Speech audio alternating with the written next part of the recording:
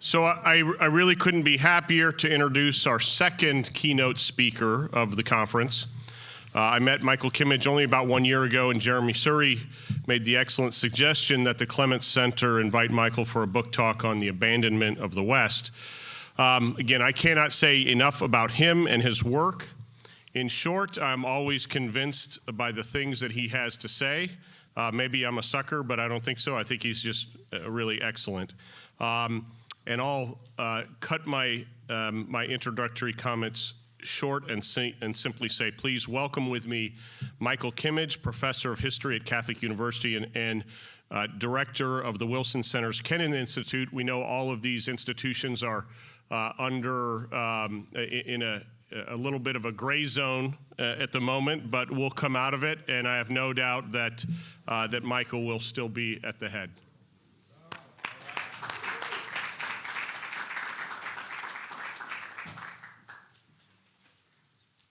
Paul, thank you so much for the introduction, the gray zone and the non-gray zone introduction to my professional background. Jeremy, everybody else here at the University of Texas at Austin, it's such a pleasure to be back. So nice to be among colleagues and friends. It somehow feels a bit like coming home here, which is a testament to the environment that you create at this university. Our topic now is the elusive West. And the West is an elusive topic, to my mind, useful but very difficult to write about, because at the very least, the West is two things simultaneously. It is, very significantly, in ways that have already been discussed over the last 2 days, a geopolitical concept, and has been for quite a long time, but at the same time, it's a civilizational concept. And you can't really talk about one without talking about the other, but they're not identical, and they don't follow identical trajectories. So I think of these two aspects of the West, we'll cover maybe 120 years of history in the course of what's to come. I think of it more as a double helix than as something strictly linear. And yet, interestingly, in many of the great books about the West, it is treated as a linear concept, and people seem addicted somehow to the notion of the West's rise and also to the West's fall or the West's decline. So we have the great book by the historian William McNeill, 1963 book, The Rise of the West. Of course, there's Oswald Spengler's Decline of the West, Untergang des Abendlandes, that's published at the end of the First World War, and a book that I'll talk about in just a few minutes, James Burnham's 1964 book called The Suicide of the West, and we could find dozens and dozens of other examples of rise and fall motifs when it comes to the West. But I would be quite careful about the metaphor of rise and decline. And I'll return to this point in my conclusions. I think the West, more suitably than something that simply rises or falls, is something that zigs and zags, something that is full of contradictions, something that is exceptionally difficult to define and can be defined in countless different and often mutually exclusive ways, and is the product, essentially, of disputes and disagreements, and this means that, historically speaking, the rises and falls of the West can be simultaneous. It's something that can rise and fall at the same time. The title of my talk is The Soul of the West in the 20th and 21st Centuries, a history in 7 propositions. And so out of deference to those who may be taking notes at this late stage of the conference, let me mention all 7 propositions at the beginning, and then I'll return to each of them in turn. First proposition, that for over 100 years, the West has been an incredibly resilient concept. It just doesn't go away. Second proposition, that the First World War and the Second World War did not do much to clarify ideas of the West. This is, I think, an important proposition because it takes us to the third proposition, and really to the heart and soul of this particular conference, which is that the Cold War created the most coherent West that there ever was. It's not fully coherent, but the civilizational and geopolitical notions of the West intersected most understandably during the Cold War. Fourth proposition, that the West could appear to be fading away or disappearing after the collapse of the Soviet Union in 1991. Fifth proposition, that 2008, and this came up to my satisfaction in this morning's conversations, that 2008 was a subtle turning point in both the internal stability and in the global mystique of the West. Sixth proposition, 2014, meaning the annexation of Crimea and first phase of the war in Ukraine, that 2014 was an incomplete turning point, although one that was heavily evocative, as Jeremy mentioned this morning, heavily evocative of the Cold War 2.0. Professor Loeffler focused our attention yesterday on China. Jeremy brought us back to the Cold War 2.0 as something that might relate to Russia. And this is, of course, what became apparent, or at least discussable, after 2014. And proposition number 7, President Donald Trump has brought back conflict or tension within the West, as was typical before 1945, before the advent of the Cold War. So that may be another of the ways, if true, that we are not living in a Cold War 2.0, as Professor Loeffler so persuasively argued yesterday evening. All right, so proposition number 1 in somewhat greater detail. Quote, "The goal for me is to make the West great again." These are the words of Prime Minister Giorgia Meloni on April 17th, just a few days ago, spoken in the Oval Office in a meeting between Prime Minister Meloni and President Trump. April 2025. What's shocking to me is that the West is still salient in 2025. That to me is extraordinary, because so much historically, if we think back to the 20th century, so much terminology, so many words, so many buzzwords, so many phrases fade away. And they become irrelevant or historically obsolete. They become artifacts, old-fashioned. But for some reason, that's not the case with the West. We could go very far back into history to understand something of the West as a geopolitical notion. We have Athens versus Persia. That's one source of this. We have the Western versus the Eastern half of the Roman Empire and the religious distinctions that that took on over time. We have Christianity versus Islam in early modern history, and all of these offer us paradigms and notions for thinking about the West as both a geopolitical and a civilizational concept. But the real modern meaning of the word, or the modern use of the word, comes into its own in the 1890s. And interestingly, historians and scholars have unearthed a transference of the term from books published in Russia that were translated into English, and the Russians have today and in the 19th century a complete obsession with the West, and these Russian books somehow popularized the notion of the West in the West, particularly the books of Dostoevsky, who's a writer preoccupied with the East and the West, and this really began to percolate, to kind of permeate discussions, intellectual and political discussions in the 1890s. I don't think that there's a very stable civilizational meaning to the West in the 1890s. It could be a synonym at that time for capitalism. It could be a synonym for law. There could be religious overtones to it. It often, in the 1890s, had a very material definition connected perhaps to industrialization or to global free trade or to capitalism. It's a grab bag of terms in the civilizational sense in the 1890s. But in a geopolitical sense, it's a bit easier to say what the West was at this moment, the turn of the 20th century, the beginning of the 20th century. And the West, in circa 1900, referred to a network of European empires that played an extremely prominent role in the world, creating networks of trade, in a way calling the shots when it came to war and to geopolitics. And both in their own self-perception and the perception of others in the non-West, the West was a kind of imperial norm and an imperial practice at this time. And with the Spanish-American War of 1898, the United States joins the club of Western countries, becomes a part of the geopolitical West. Presidents McKinley, to whom President Trump referred in his second inaugural address, and Presidents Teddy Roosevelt joined together, in effect, making the United States a Western power. So it really is rather old, this notion of the West, even though our definition of it now would be very different. It has been a term in circulation for a good 130 years. Moving now to proposition number 2, which is that the First World War and the Second World War, for good reason, did not do much to clarify the idea of the West. You'll find lots of discussions of the West in the first half of the 20th century. It's not that it's an unimportant notion, not that it's a peripheral notion, it's just not a very stable or coherent notion in the first half of the 20th century.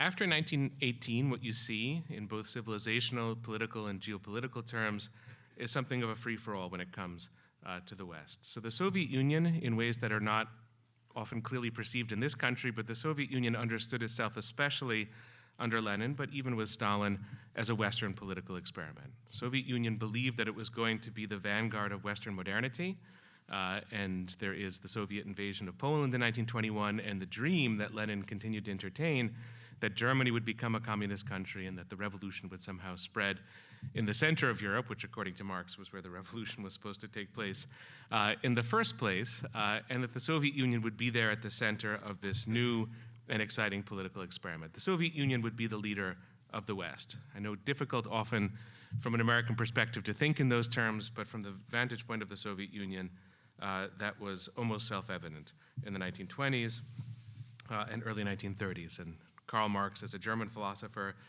who does so much to shape the vocabulary and the grammar of the Soviet Union, also reinforces that point. We can turn our attention to the other side of the struggle that is dominating the 1920s and the 1930s, to the fascists who also have their idea of the West. Sometimes we overdo the nationalist element in fascism. There was a kind of European international in the 20s and 30s, not just Italy and Germany, but other countries that were leaning in that direction or attracted to fascism, and there was a notion of the West at work there as well. This was often racially defined and with a great deal of cultural despair, coming in part from Spengler and others about a West that was falling apart, and efforts to purify the West, which intersected with the anti-Semitism, in particular of German National Socialism. Not crucial to go into the details of this, I just want to argue that for fascists, the West was significant as well. And then thirdly, in the 1920s and 30s, you have a liberal West that is loosely embodied by France, Germany, and the United States that are attempting to uphold, sort of parliamentary democracy, free market capitalism, certain norms and notions of the West. And so really the 20s and 30s can be thought of as a triangular competition among communism in one place, fascism, and liberalism, and that's one of the ways in which this period does not give us a very stable or definite notion of what the West was. And Germany, France, or rather Britain, France, and the United States, much as they embodied the West in their own eyes, were not skilled in the 20s and 30s at institutionalizing the West, as Czechoslovakia learned to its despair in 1938 when it was bullied by Germany, and in 1938, Britain, France, and the United States did not come to the rescue. Final point here is that World War I and World War II are both wars that begin within the West, and they are intra-Western wars. They are intra-European wars, and so you can't really, although you can modify this a little bit, but you can't really map on an East-West logic or dynamic to the First and Second World Wars. These are European wars in microcosm, in essence, at the beginning, and they kind of spread to involve a whole array of global powers, but they're not wars of the West against the rest, whatever the rest would have been in the first half of the 20th century. Third point, taking us closer to the matters at hand for this conference, is that the Cold War created the most coherent West that there has ever been. I think it's a bit of an accident that this is the case. One part of this accident is the geography of the Cold War.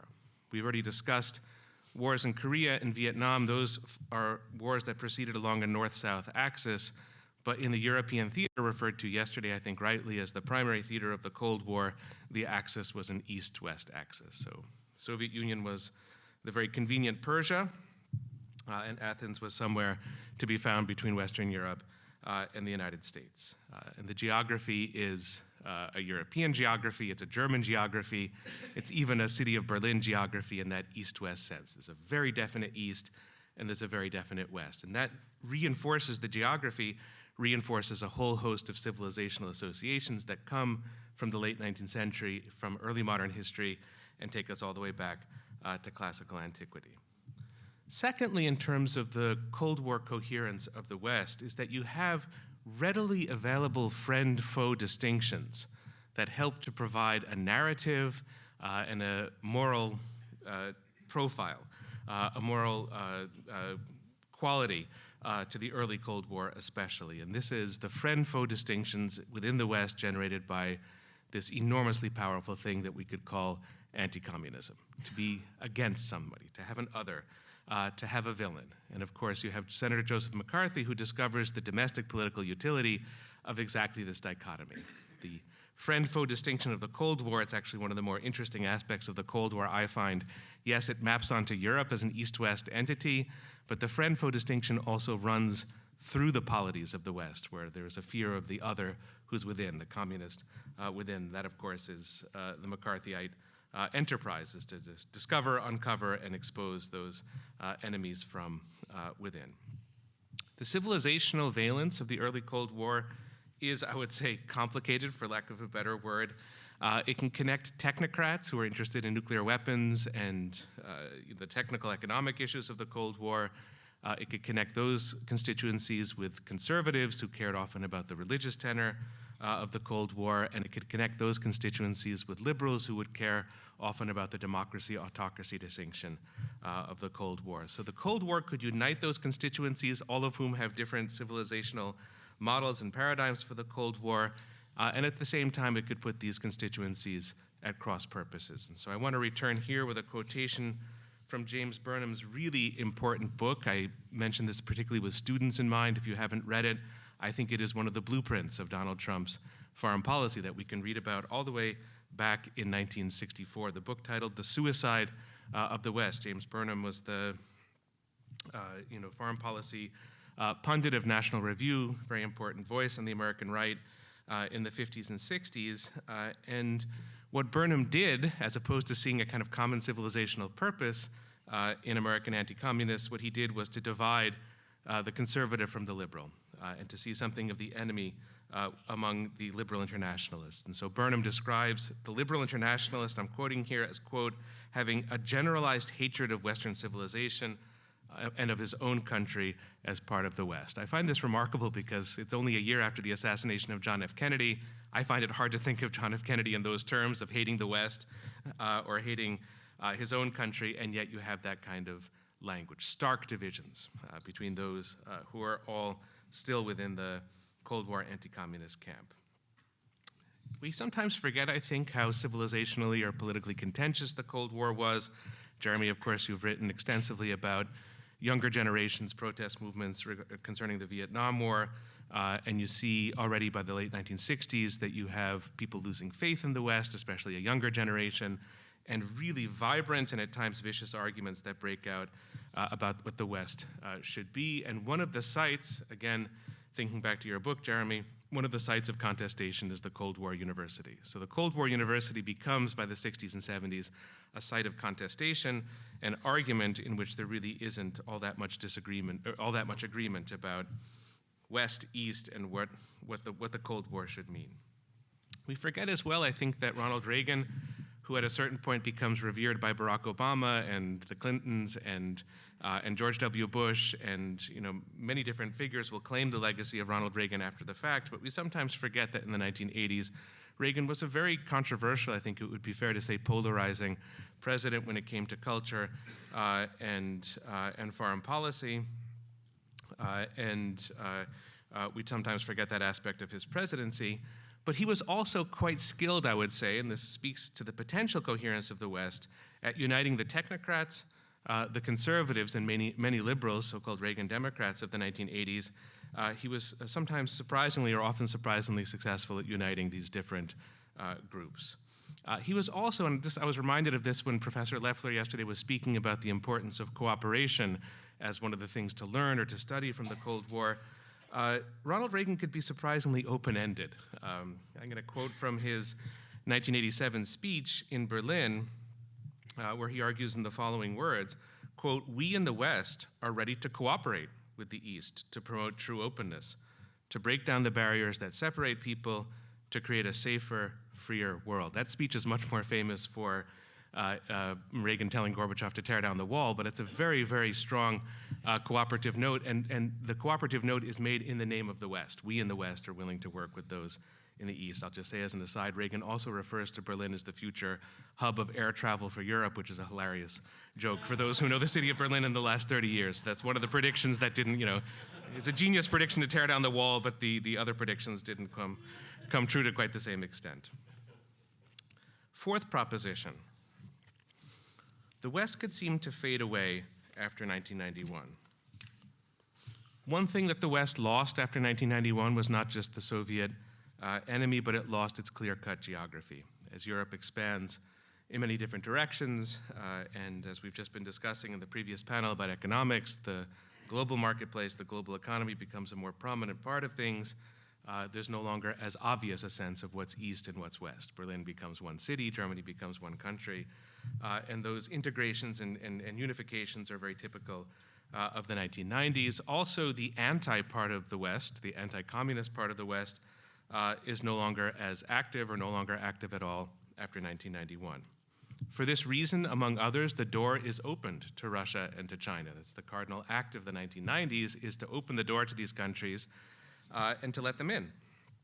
At the very least, to let them into the global economy, to build new structures of engagement and cooperation, and to expect, in some circles at least, Russia and China to become, quote unquote, like us, for Russia and China to westernize or to globalize or to become more familiar than they had been during the Cold War.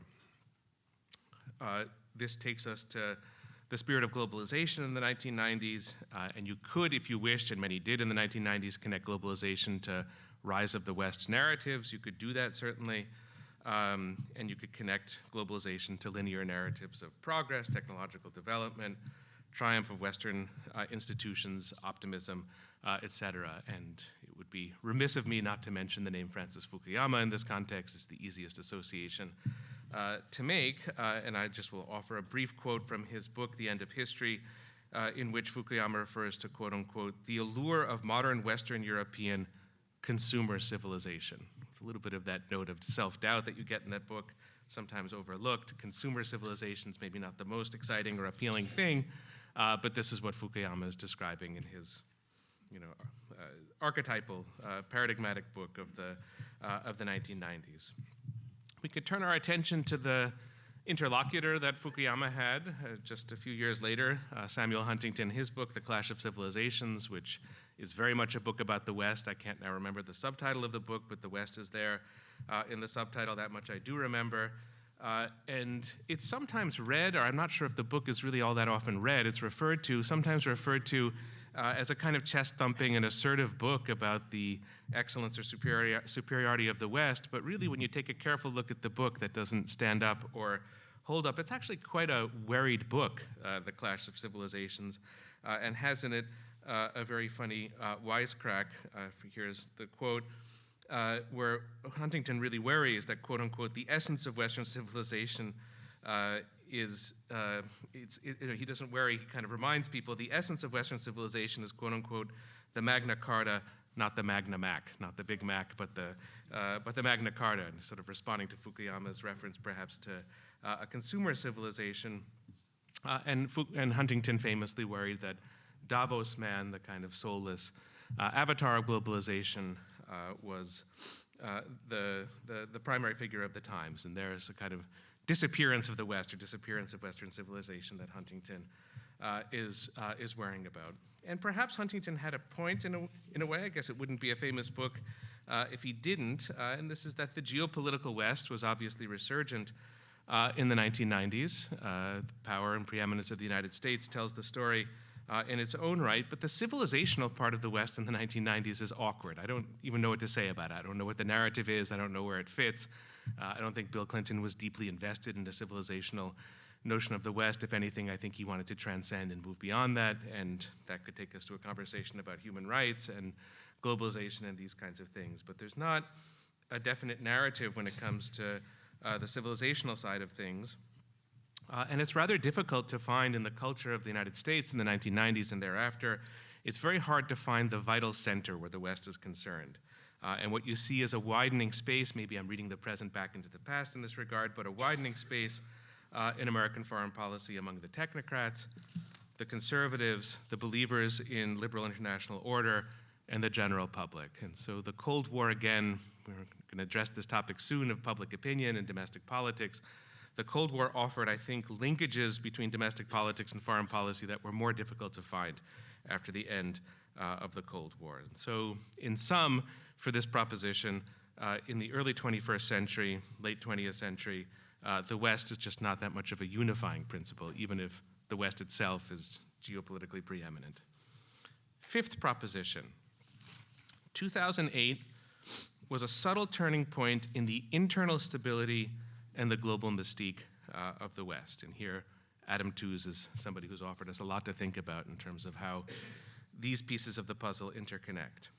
And I think in retrospect, although I can remember living through September 11th and very often hearing and myself believing that this was the day on which everything changed. September 11th was the day on which everything changed. And yet you could write so many good books about all the things that didn't change on September 11th and all of the continuities that proved to be overarching and important. I think 9/11 may reveal itself to be less significant than 2008 as a turning point in retrospect. And I think you can really spin so much global change from this moment in 2008 when the financial crash does a few things at the same time. Financial crash occurs amid NATO and EU expansion, so it's not as if in 2008 you see a recessional of the West. To the contrary, the West is in a way expanding in 2008, at least institutionally, and continuing its proverbial rise, but the 2008 financial crisis really pulls the rug out from under the Western model or the Western paradigm. And this is, in the background of this is the astonishing growth of the Chinese economy, and in ways that would have been very difficult to perceive in 2008, what's also in the background of this is the modernization of the Russian military. So Vladimir Putin steps down from the presidency, seemingly from 2008 to 2012. What he devotes himself to, as Russia's shadow president, tacit president, is Russia's military modernization. So it's not just the Munich Security Conference speech in 2007 that matters for Putin. It's all of the energy, all of the resources and energy input into the modernization of Russia's military that matters. So growth of Chinese economic power and the growth of Russia's military power, these are very much proceeding apace in 2008. And these 2 points connect to what is the growing ambiguity of the Western model. And at home, as we've learned, I think, from successive elections after 2016, at home there are many who have lost faith in the United States, who have lost faith in our given economic system, perhaps even in our political and legal system as well, and many who lose faith in globalization as something that is to the good of the United States. Obviously, this is the main theme of Donald Trump's campaign in 2016, and he returned to a lot of these themes again in 2024, and this has enormous traction in American political culture. And in 2008, I think neither of these points would have been very visible to the mainstream of the Republican or the Democratic parties. Outside of the United States, I think 2008 is an extremely significant turning point because you see in both China and in Russia, it's not exactly that this happens in 2008, but it's around this time that the transition is occurring, you see considerably less deference toward the West. And I think the 2008 financial crisis really gives a kind of boost. I know that this has been richly documented in the Chinese case. I'm less aware of this in the Russian case, that the financial crisis in 2008 changed Putin's thinking, but Putin's thinking was changing anyway. And the Putin who returns to power in 2012, the new president of Russia, is a very different Putin from the one that you see between 2000 and 2008, when he's a westernizer, a modernizer, talks about having Russia join NATO. You get all of that in the sort of first version of Putin. By 2012, it's a Putin who is deeply opposed to the West in a kind of cultural, political sense, but also much more willing to confront the West. So the disappearance of deference on the part of China and Russia is extremely significant, I would say, and their interest, China and Russia's interest in constructing and creating alternative international systems is something that you start to see really come into its own after 2008. It's more along military lines for Russia, although you do have the BRICS and Eurasian Economic Union, these kinds of things, that Russia is attempting to rewrite the rules through its military power. In the Chinese case, it's Belt and Road, and a rewriting of the rules through economic power. And I'll mention as a footnote, final footnote to this fifth proposition, that you also see circa 2008 or after 2008, the rise of the so-called middle powers. So this would be Turkey, India, Brazil, South Africa, and many other countries that are becoming highly autonomous, powerful regional actors. And there too, among many of these countries, there's just less and less deference to the West. Maybe less faith in the West as a sort of power player or actor, or less willingness to less willingness to defer. And I think this, if we think backwards, is a very important point to understanding why with the war in Ukraine, the West has been such a failure at convincing the world to come over to its side. The middle powers have just not, they've taken a neutral position on the war in Ukraine, but we need to trace this back to a certain moment when there is less of a linkage, less of a sense that to be important in the world, you have to both follow the Western model and in a way listen to what the West has to say. When we see 2022 and the response of many different countries, it's very possible not to listen to the West. And that's a story that, again, since we have students in the audience, that might be an interesting story to try to trace over the last 10, 15 years, not just as a contemporary phenomenon, but as a historical phenomenon. Sixth proposition, that 2014 was an incomplete turning point. I love the phrase from H.A.P. Taylor. I think it's not perfectly apt, but it's such a nice phrase, the turning point that failed to turn, which is H.P. Taylor's phrase for the revolutions of 1848. They were turning points that failed to turn. It's kind of half true of what happens in 2014, but we have a turning point with Russia's invasion of Ukraine for the first time that is evocative. Jeremy, you asked us to think about this today. It's evocative of a Cold War 2.0.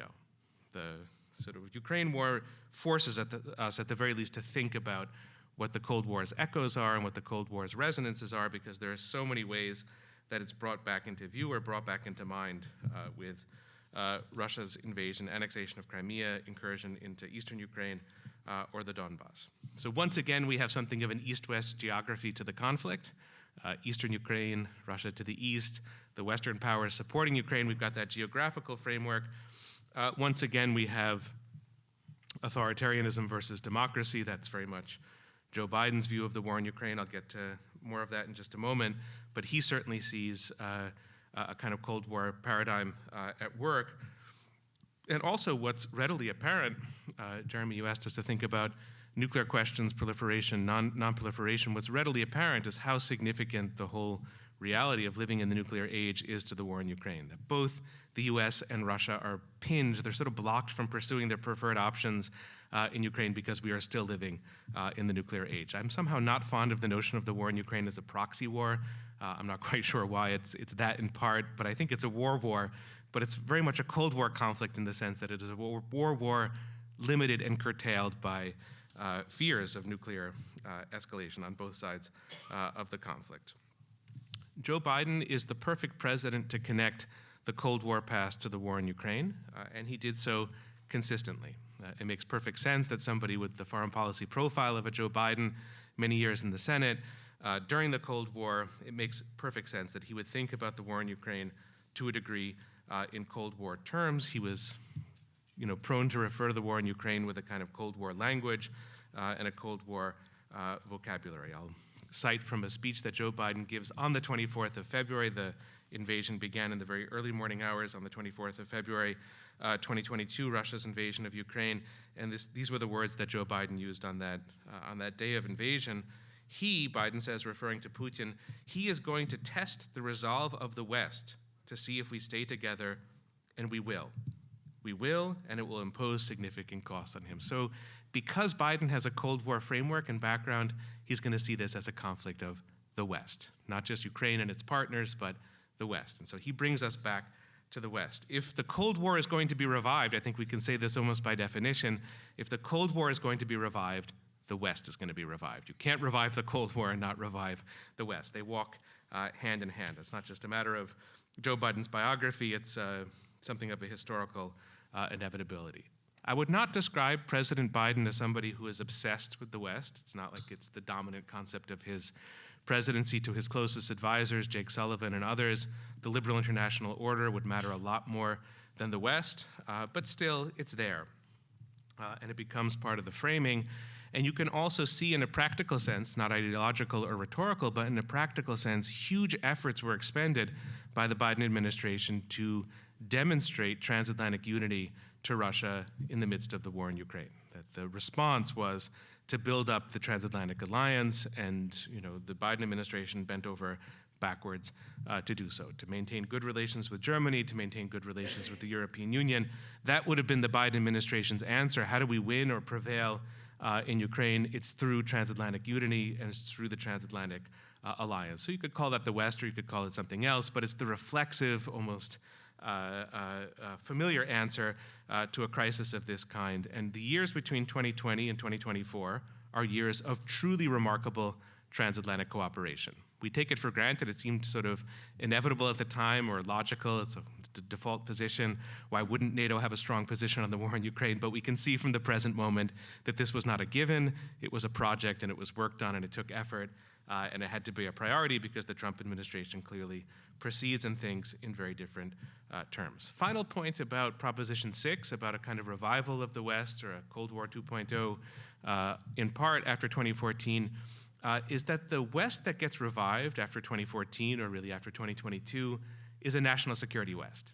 It's not so much the civilizational West. And there, Joe Biden is just not the president who's going to, wax rhapsodic about the West or speak about civilization. It's not the way he did things, and it's not his approach, and still less was it the approach of his advisors. Maybe Secretary Blinken is a modest exception to that. I think he probably, if you would go back through his speeches, you might find certain civilizational cultural threads, but it's a more technocratic spirit in the Biden administration and very heavily focused on national security. The crisis of national security in Europe, Russia as a threat to national security, I guess the democracy-autocracy framing brought us to a somewhat different place, but I think national security was paramount. Okay, the seventh deadly proposition. Donald Trump and the return of conflict within the West. And we are returning here not to the Cold War 2.0, but I think we're returning to the world that we had before 1945. And let's not forget that this is decades of lived experience in which the conflict was not the West versus the rest, but the conflict was really, the big conflict was the one that was occurring within the West. And so a few revisions that President Trump is trying to make, and a few changes. One, of course, is to globalization and a rethink of that. Came up in the previous panel, previous discussions, somewhat more autarkic or national notion of economics as opposed to a globalized notion. In fact, civilizational discourse and language is not being erased by President Trump. In some ways, it's being embraced, especially by Vice President Vance, but this is not the familiar civilizational discourse, or it's familiar perhaps from far-right thinking in the 1950s and 60s. That's why I think Burnham is interesting to reread, although the better figure to reread now, if you haven't as graduate students studying foreign affairs, is Pat Buchanan. That is an author who should be on as many syllabi as possible, not because the books are so deep or thrilling, I'll go so far as to say that, but because they are enormously revealing in terms of the themes that Buchanan opens. And one of Buchanan's books is titled The Death of the West. It's a rewrite of Burnham's Suicide of the West. And so there is a discourse of the West that's very important now in the contemporary American right. In the 2020 GOP nominating convention, President Trump was introduced as, quote unquote, the bodyguard of the West, which I love for somebody who has that background in professional wrestling. He's the bodyguard of the West, President Trump. It's a kind of sportsmanlike image of defending Western civilization. But the term is very prominent. It's mostly, I think, in the conversation now about universities, less so in foreign policy. But if you would go back sentence by sentence, phrase by phrase, in J.D. Vance's speech at the Munich Security Conference, a good decade or more after Putin's speech in 2007, you will see quite a few civilizational undertones. And his support of the AfD in Germany, and more than anything, Viktor Orban's Hungary as a kind of, model or place of admiration for many on the American right. There is a kind of Western civilization tone there, but there it has connotations of, about immigration and religion, Christianity, the culture wars, et cetera. So there is a civilizational element to this, but it's not all that revealing to the actual practice of foreign policy. And the startling aspect of Donald Trump's foreign policy, I would say for me, I'm still trying to parse it, to figure it out, maybe to get over it in a certain way, is the high degree of confrontation between the United States and Denmark and between the United States and Canada. These are obviously not military confrontations yet, and I don't think that they will become military confrontations. I will predict that the borders of the United States in 2028 are going to be what they are at the present moment, but that's beside the point in some ways, because we go back to the second inaugural, and President Trump is talking about expanding the territory of the United States, and then you have a series of statements that seem to suggest that Greenland is rightfully ours. And then, of course, Canada as the 51st state is a regular refrain from the Trump White House. So we can say that this is political theater. We can say it's comedy. It's not seriously intended. It's the burlesque of a certain moment. We can say all of that, but I think that that's to sell short what all of this signifies and what all of this means. What it means is, let's put it as basically as possible, that a kind of geopolitical confrontation within the West now is not just thinkable, but it's sort of there verbally on the horizon. And there we are back in that world that we had before 1945, where the tensions that you would have worried about before 1945 would be Germany, France, Germany, Poland, Germany, UK, et cetera. And that was the driver of conflict. It would be ludicrous to compare the high drama of those confrontations with what's happening between the US and Denmark at the moment, or the US and Canada. And yet, we are back to a place where we haven't been since 1945. Final point, and difficult to evaluate and analyze because all of this is unfolding as we speak, but I would say is the objective deterioration of the NATO alliance. Not destruction, not elimination, it's not vanished, it's still there. The news story that's not as interesting is Secretary of Defense Hegseth goes to Europe and says, we support NATO, which actually he did a dozen times, and it's not a fascinating story. There's one comment about, fractures in the NATO alliance, and that's going to get all of the attention. So we fall out of balance a little bit at times in the way that we assess and analyze these things, but NATO is not functioning in the same way now that it did 3-4 months ago. U.S. Officials are not showing up at NATO meetings. There's some discussion of not having an American as the Supreme Allied Commander. We just don't know. I think any NATO member state at the moment just doesn't know what the Trump administration is going to do if there's a big crisis. And that not knowing is objectively going to change the nature of the alliance. And we can't keep the conversation just focused on the NATO member states themselves. I don't think for Russia the gate is open. I don't think Russia is close to invading the Baltic republics.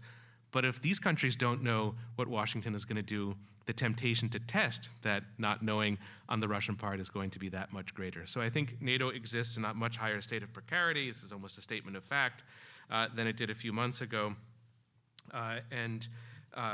It's an indication that the West is diminishing in some ways as a national security concept, even if it's still there in the culture wars and in some relations that the US has with Hungary and other countries. One could say by way of conclusion that this is emphatically not a Cold War 2.0. If NATO is in some ways fading away, if the conflicts are more intense within the West than they are outside the West, it's really emphatically, and I think Professor Leffler offered us a way for us to think about this with China, how it's not a Cold War 2.0, but certainly at the present moment, it doesn't feel like a Cold War 2.0 with Russia. We are in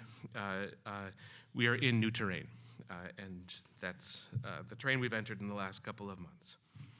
Since so many speakers before me have offered lessons learned and conclusions, I do want to kind of conclude on that note, and not to be nostalgic or elegiac, but to see where we could learn something hopefully of use from the historical record.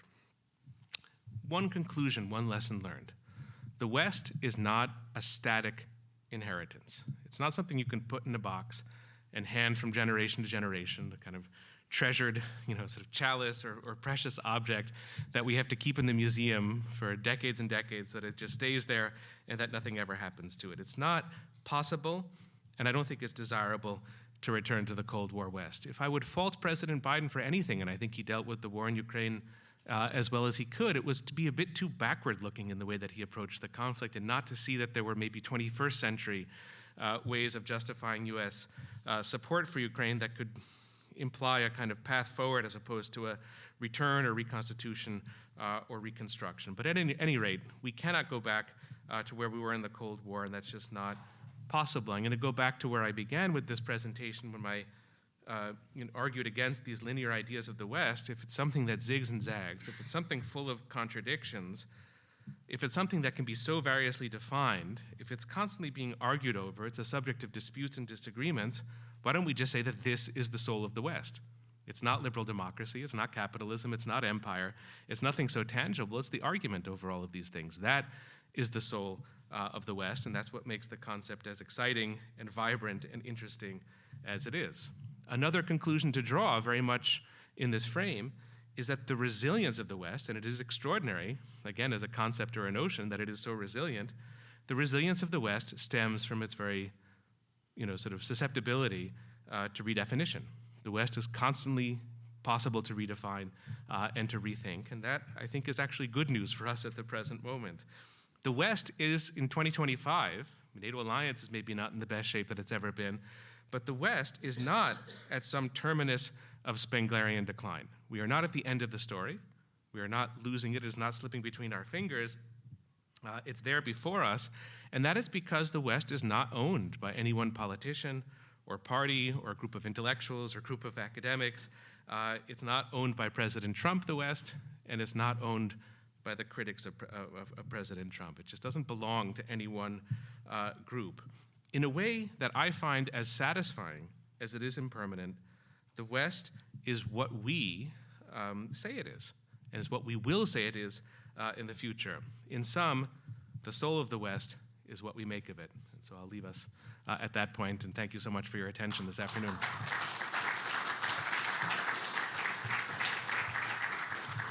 Paul, I have no idea if there's time for questions. Yeah, we have about 9 minutes for questions. Perfect. Would you like to call on folks? Or would you Sure, like me to do happy that? to. Okay.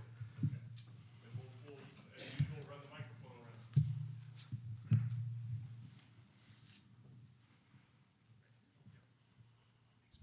Hi, thanks for a totally fascinating keynote address.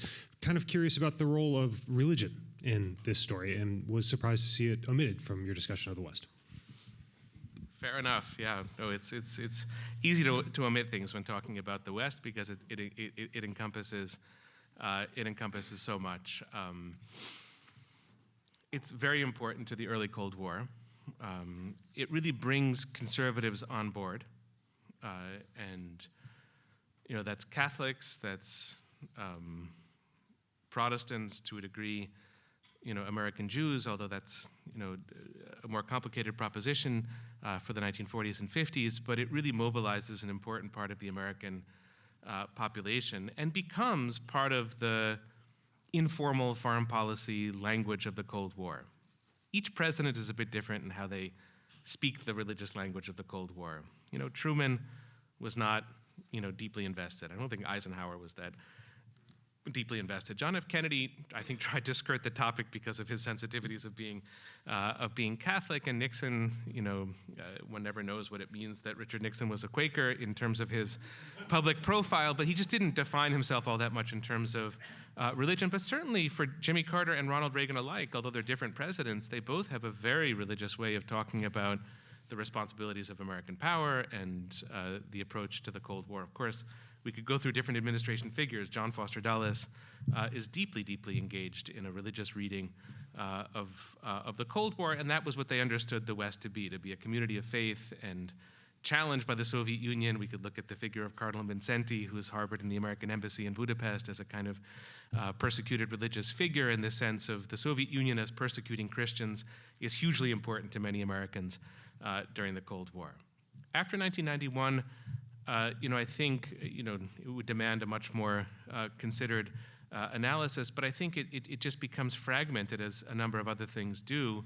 The point that I was trying to make with the contemporary American right, and here I think J.D. Vance is worth a lot of attention, is that the West is there. It's important. It's an important concept, but it's important as a conservative concept. And I don't think that it has that kind of capacity to integrate and to kind of unite and that sort of overarching capacity. When we do think about Jimmy Carter as the first president to bring evangelical Christianity into the mix to a degree in foreign policy as well, what's intriguing about religion at that point is that it's kind of a right-left dynamic, or could be a right-left dynamic. Now, obviously, it's like the battle lines have hardened, and there just seem to be more divisions in that regard. But it's never separable. You're absolutely right. It's never separable from the West. It's always there. It's always in the background.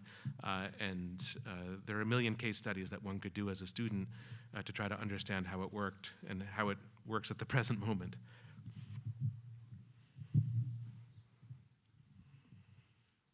So, Michael, I loved your talk, and I love the range you bring and the way you bring identity, ideology, history, and strategic culture together. I just want to push you. I largely agree, but for the sake of argument, I want to push you, especially on your proposition that the Cold War clarified the West. Because, yes, if you take a kind of westernizer, Russian, German Thomas Mann view of things. But what if Edward Said were in the room, right? He would argue that, in fact, the place to look would be Kipling, and the place to look would be Joseph Conrad, right? Imperial writers. And the notion of the West as having this white, expansionist, imperial, civilizing mission outside of the geography you largely kept to very wisely in your talk. And I think a lot of scholars of the Cold War, as you know as well as I do, especially younger scholars, Right. have written in the last 10, 20, 30 years about the crisis of Western identity in a decolonizing space, right? The United States finds itself allied with the former imperial powers, the British in particular, but also trying to win over the heart of darkness, in a sense, right? And so one could take your very framework and say, actually, the Cold War was the largest crisis or another major crisis in Western identity, and that actually Donald Trump, much of the energy Trump is getting now, is trying to push back against the critiques of the West that came out of the Cold War itself. And I'm very struck, and as you know, I've written about his desire to give white South Africans refugee status in the U.S. and to see them as victims. It's, I think, the only group that gets refugee status now. So if you are an African migrant from famine, you can't come into the U.S., but if you're a white landholder in South Africa, you can. That seems to me to be a critique of the very Cold War West that you were talking about. Well, these are great comments, Jeremy, and I wish I had a well thought through and profound answer to your profound question. I think that you're simply right to say that there were these deep contradictions in the Cold War West. In a sense, and maybe especially on the American right, this was an issue. It was just hard to figure out how particular the Cold War was. And so James Burnham doesn't like these, what he calls the glittering abstractions of liberal internationalism. And going back to the comments that were made before about theology and J.D. Vance, in the sense that you have the family, the community, the nation, the civilization, that's sort of how Burnham thought about those things. But I'm not sure any American Cold War president, from Eisenhower to Nixon to Reagan, to mention the most important Republican ones, how they couldn't easily sign on to that. So they were drawn on the one hand to this language of the West. It's our community, and it could be whiteness, and it could be Europeanness, and it could be just a different version of Americanness. But they were always wrestling with the big international problems of the Cold War itself, to which the West was often not a very helpful answer. And of course, the Vietnam War would be, sort of a fascinating example of it. So you have the contradictions that are definitely embedded. On the one hand, it's because of the Cold War. I think of Thomas Borsellmann's book about the Cold War and the color line. It's because of the Cold War that there is a rethinking of race in the United States, a kind of shaming of the United States for its racial problems by the Soviet Union that has domestic reverberations, and you have that. But certainly there's a lot of reinforcing of conservative and at times reactionary cultural trends through the Cold War and through these East-West dichotomies. And it's good that you mention South Africa, because that was supported by the most American administrations for Cold War purposes, right? Resources and the struggle for Africa as it was in the 20th century. That was the West at its ugliest in some ways. There was a language of the West when Richard Nixon meets with William F. Buckley to try to get the conservatives on board, right? This was a big agenda of Richard Nixon's in 1968 because the conservatives, they couldn't stand Eisenhower and they were just not sure where they were. He serves them South African brandy as a kind of signifier of, in a sense, of Westernness or of Cold War Westernness, and that's absolutely part of the mix. So I'm not able to tie it up into a neat bundle. There's the romance of the Cold War West, which is the liberating force and the partnership between Europe and the United States and figures like Václav Havel and Adam Michnik and others. That to me is very real. It's not a fake part of the West. But you need to superimpose onto that the much less romantic versions of it, which are exactly the ones that you're describing. They've been prominently addressed in recent scholarship. So what I tried to do with the 7 propositions was to be as impressionistic as possible, because I think it's the only way we can deal with this subject. But I think I need to be even more impressionistic to get in all of these contradictions and multiple meanings, and especially for students who are working with these concepts to sort of pick apart and give the extreme complexity of this subject its due. I would heed very carefully Jeremy's question.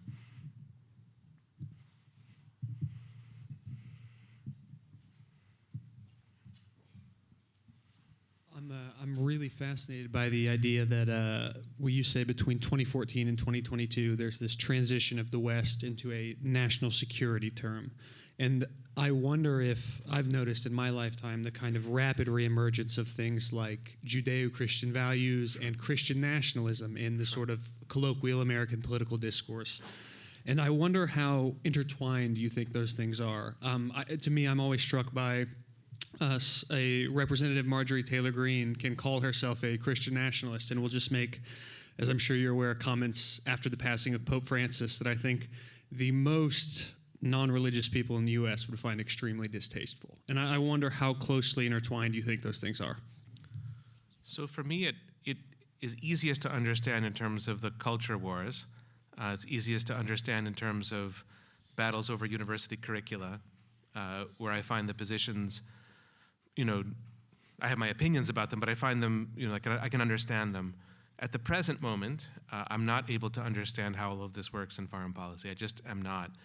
It's a shock to me that there are these intra-Western conflicts, but it's because I probably don't understand how the notion of the West works in the mind of Donald Trump or a Marjorie Taylor Greene or others in his orbit.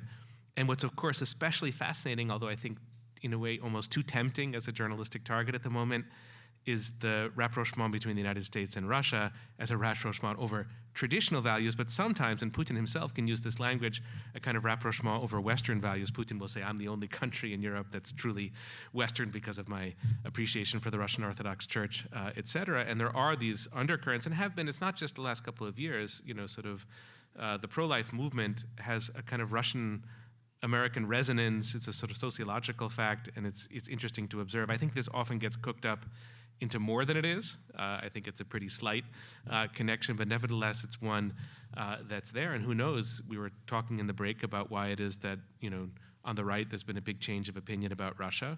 Part of me wants to say, well, Russia is not the Soviet Union, so we shouldn't assume that what American conservatives thought about the Soviet Union in the 1950s would get us anywhere in terms of understanding what conservatives think about Russia at the present moment. But there is a geopolitics to this in a way, but I'm not able to figure it out. And sort of a history of Christian nationalism in the foreign policy context would be fantastic. It would be a wonderful thing to write. I'm not equating Christian nationalism with fascism, but simply to have nationalism in the name, that's the point that I was trying to make about Italian and German fascism, doesn't mean that you can't have overarching patterns of cooperation, affinity, and the transference of ideas. So it's as interesting a topic as I could think of to research at the present moment.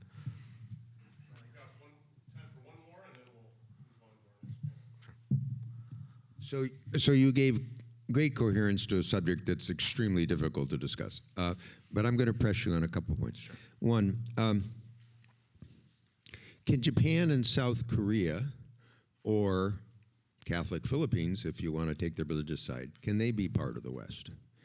And the theme that I felt kind of dropped out was I've always associated the West with some notion of Enlightenment ideas, that the conditions of the West created an environment for Enlightenment ideas, and those Enlightenment ideas could expand beyond geographies. Okay?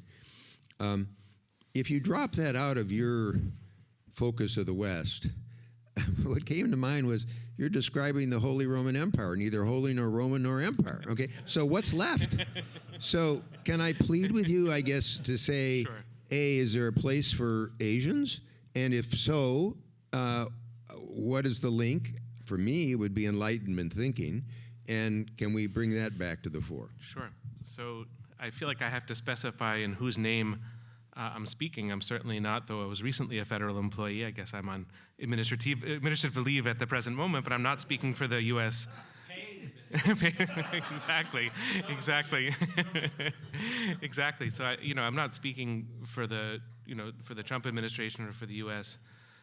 Government, and of course it does matter in whose name you're speaking to answer your question. But if I would answer it personally, I would feel very much in agreement with the drift of your question. I mean, I wrote a book, The Abandonment of the West, and so I did offer my own definition, which is not one that everyone would share, to be sure. I think the best definition of the West in the American context is not, Jeremy, the affinity for apartheid South Africa and not norms of whiteness, though all of that, of course, is there. The best definition of the West is a commitment to liberty and self-government, which comes out of the Jeffersonian view of American politics and also of American foreign policy. I cite in the book his reference in a letter to the Bowl of Liberty that the United States helps to kind of roll around the world, and that to me is the kind of luminous West. Jefferson wouldn't have called it the West, but by the time we get to Woodrow Wilson, it's sort of halfway there, and then we get to the early Cold War, and you do have that kind of West explicitly there, and that's the West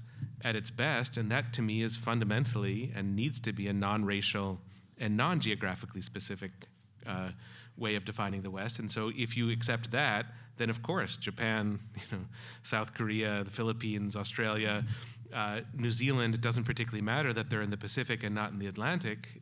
They are a part of the West by choice, by affinity, as of course anybody who becomes an American citizen and wishes to take on that inheritance, you could say the inheritance of liberty, should do so regardless of their religious background or what country they come from, et cetera. But I recognize that that is, again, a kind of romantic idea, and that in actuality this is contested and difficult and that there are lots of shadows, but I couldn't agree more. If we are to settle upon an idea of the West, and if you're going to sort of give allegiance to it, then by all means the West of the Enlightenment, and that's the West in its best form. So if we have, in a way, it's a nice dialectic between your two questions. If you have the shadow side and the other side, those are the kind of two parts of the dialectic.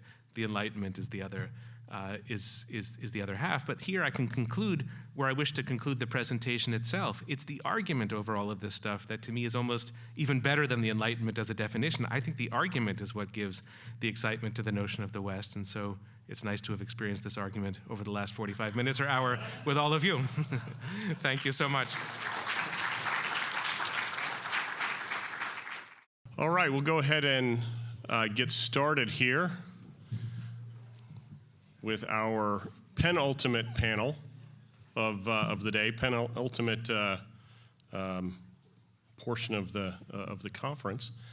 And we do have one of our panelists needs to leave pretty promptly.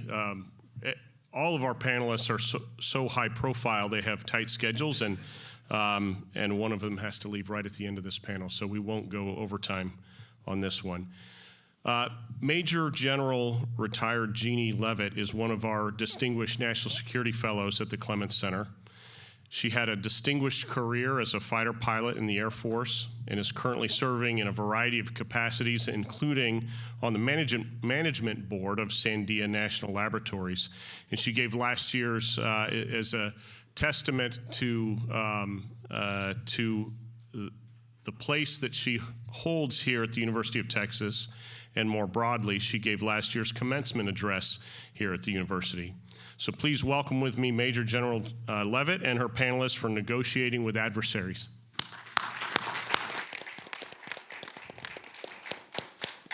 Okay, well, welcome. We are the panel that's going to discuss negotiating with adversaries, negotiating with allies, and diplomacy in the Cold War. So I will go through and do a quick introduction of our four panelists, and then we'll let each of them make their remarks. I'll ask a few questions, and then I'll open it up to the audience, just so we all know how this will flow. So it's the order that's on my script. So Jeremy Friedman is an associate professor at Harvard Business School. Previously, he was associate director of the Brady Johnson Program in Grand Strategy at Yale University. He received his PhD in history from Princeton in 2011 and has published 2 books, Shadow Cold War, The Sino-Soviet Split in the Third World, and Ripe for Revolution, Building Socialism in the Third World. Robert Hutchings is a lecturer with the rank of professor at Princeton University and professor emeritus at the University of Texas, where he was the Rostow Professor in National Security and dean of the LBJ School of Public Affairs. Before going to UT, he was diplomat in residence at Princeton. During a public service leave from Princeton in 2003 to 2005, he was chairman of the U.S. National Intelligence Council.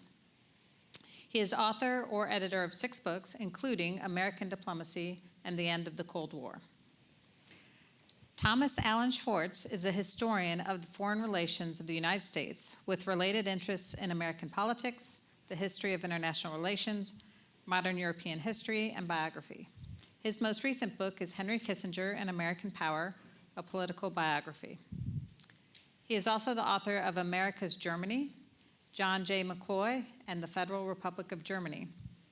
And he is also the author of Lyndon Johnson in Europe in the Shadow of Vietnam. Finally, we have Annika A. Culver. She is professor of East Asian history at Florida State University. She received her doctorate from University of Chicago and holds an AM degree from Harvard University. Dr. Culver belongs to the U.S.-Japan Network for the Future and serves as an editorial board member at the Texas National Security Review.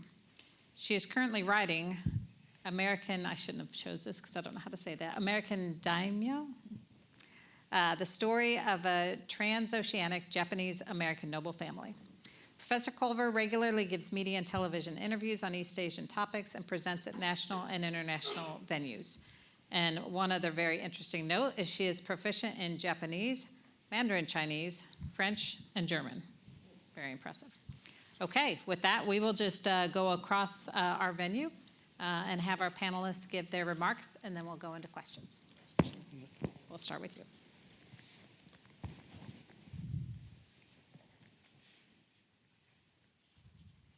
We've been asked to keep our remarks to 10 minutes, and so I am going to use my stopwatch here.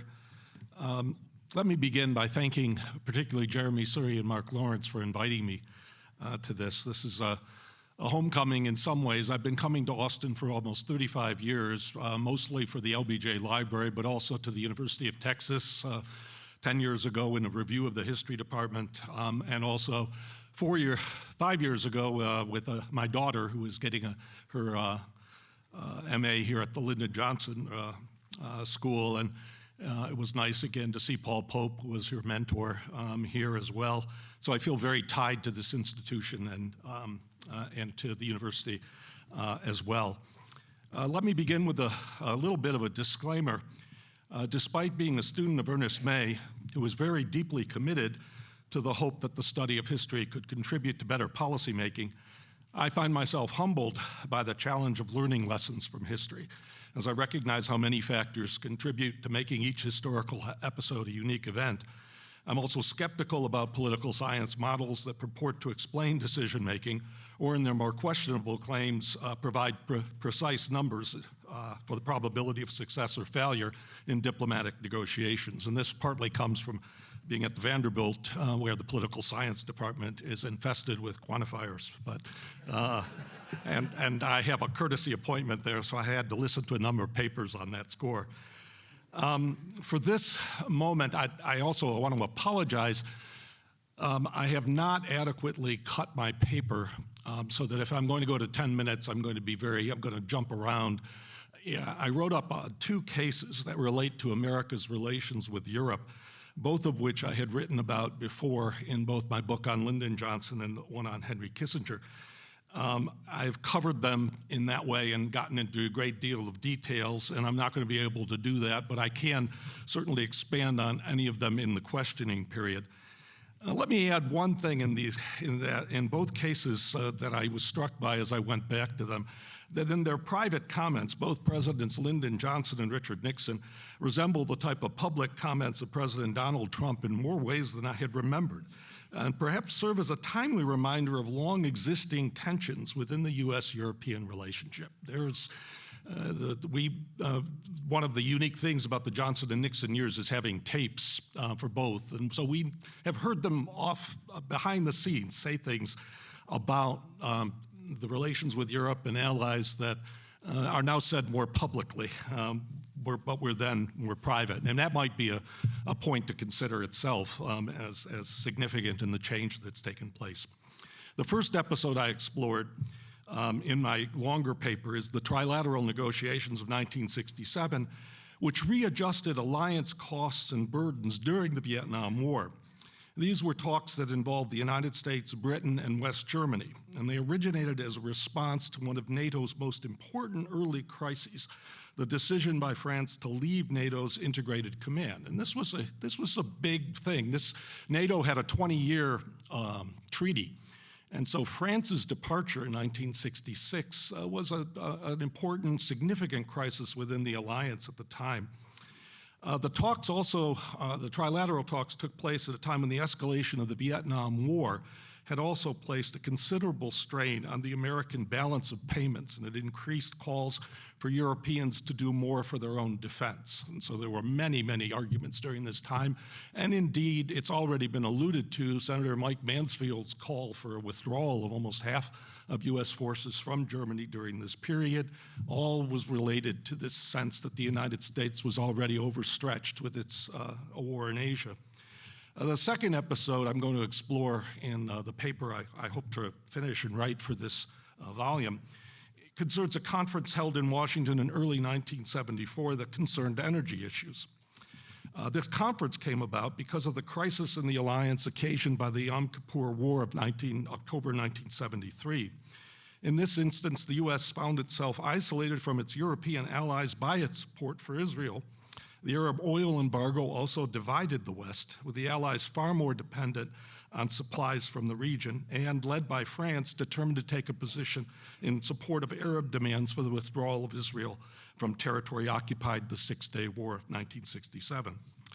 In both cases, there was substantial acrimony between the United States and Europeans, but the overall resolution of the crises largely conformed to American preferences. The reasons were different, but the two cases do say something about alliance leadership. Okay, I already have 5 minutes left to talk about the two cases, and I'll do it in very summary form. From the very beginning, we know from the tapes that Lyndon Johnson often complained about the Allies. This is something that was part of it. He had a long conversation in 1964 with Walter Heller, his economic advisor, talking about, I'm not an isolationist, I don't want to fortress America, but I'm being driven to it more and more every day. Then he went on about the Allies thinking of us as their mother and that all they were doing. And then he goes, so I just talked to 113 nations and they just screw us to death. That was the line that reminded me, of course, of our current president. Johnson's lament was not one that he shared with the public, though, but it did become a more pressing issue as the war in Vietnam escalated. And I take a little bit of a time to talk about a meeting that Johnson had with Chancellor Erhard of Germany, in which he largely laid it on thick to little Erhard. And Johnson was 6 feet, Erhard was down here 5 feet, and Johnson just came on to him so strongly, saying things like, you know, now we're going to find out who supports us, we're going to find out who our friends are, and now is the time for Germany to pay America back, this sort of thing. And he was very tough on him. And ultimately, a year later, at a September 66 meeting where Erhard was really in desperate economic shape, Johnson told him, you got to pay up. And if you don't pay up, we're going to have to withdraw forces. And this was something that led to the collapse of the Erhard government. So it was a very, very powerful point. And there was a real prospect for an unraveling of NATO when Johnson decided to appoint John McCloy to handle negotiations. It's a complicated story. It's also connected to nuclear nonproliferation because the United States was also insisting that Germany now renounce the concept of getting a nuclear weapon. But the ultimate result was some withdrawal of American forces, but new arrangements to pay for the costs. And ultimately, the resolution, the talks ended in a success, as Johnson told McCloy when he was sending him over there, the Germans are the key, they have a new government, if they can come up with something to help the British, maybe we can hold the line. But in classic fashion, he closed his instructions by telling McCloy, I know my Germans, I lived in Fredericksburg and they were great people, but by God, they're as stingy as hell. Again, Lyndon Johnson capturing something about the alliance. It might be comfortable to talk about the problems with Europe in terms of the provinciality of LBJ, who always says he didn't understand foreigners, they're different from us. But Henry Kissinger and Richard Nixon also had problems with the alliance, and of course, Richard Nixon ended the Bretton Woods system, imposed tariffs, all sorts of turmoil, and is famous for one comment on a tape about, I don't give a shit about the lira, when he was talking about the Europeans, and this was something John Connolly, as Treasury Secretary, used very strong-arm tactics. Those problems had led Henry Kissinger to try and propose a year of Europe, in which the United States would turn its attention toward Europe in 1973. This, of course, coincided with the Watergate scandal, and the Europeans were convinced this was all about trying to change the terms of the conversation. There was, though, very much, and this is something I talk about in the paper, a concern that a united Europe was turning against the United States. And you know, if you're current with President Trump's comments about Europe frequently being our enemy or rival or screwing us, there was very much a sort of concern that we had created, as Richard Nixon called it, a Frankenstein monster by promoting the united Europe. And there were tensions in Europe, those that then broke out with the Yom Kippur War and Europe's decision to try and go its own way. Kissinger was also deeply angered by this, and even though he had a European background and did have his own understanding of Europe's problems, he felt their response was cowardly, that they were turning on the United States, and he was determined to break the European Union. And in some ways, some of his tactics, as I describe in the paper, were designed to puncture European unity. And he did a classic divide and conquer. He's also famous for the famous comment, who do I call if I want to call Europe? A concept that sort of got to the core of the problem with European unity. I go on to talk about how this crisis escalated to the point where Richard Nixon was warning the Europeans they couldn't have their security and their economic rivalries with the United States. They can't have their cake and eat it too, comments that he made. The crisis, though, ended up sort of petering out, and part of the reason was that almost every character in it either died or resigned or left the scene. Pompidou died. There was a new French government. Willy Brandt resigned. Nixon would resign, and there would be an election in Britain. And ultimately, the conflict was resolved, and Kissinger and Nixon, or Kissinger and Ford, actually had a fairly cordial relationship. So I'm just past 10 minutes, and I'm just going to conclude by saying the two crises reveal tensions at the heart of the U.S.-European relationship during the Cold War. Both were resolved in ways that allowed the alliance to continue even if fundamental questions were not solved in any permanent manner. Among the possible lessons they teach could be the importance of leadership on both sides of the Atlantic, the recognition that compromise was in the interest of both parties, and concerns of domestic politics that need to be addressed. However, whether these really provide lessons for today's international situation is open to question. Thank you very much.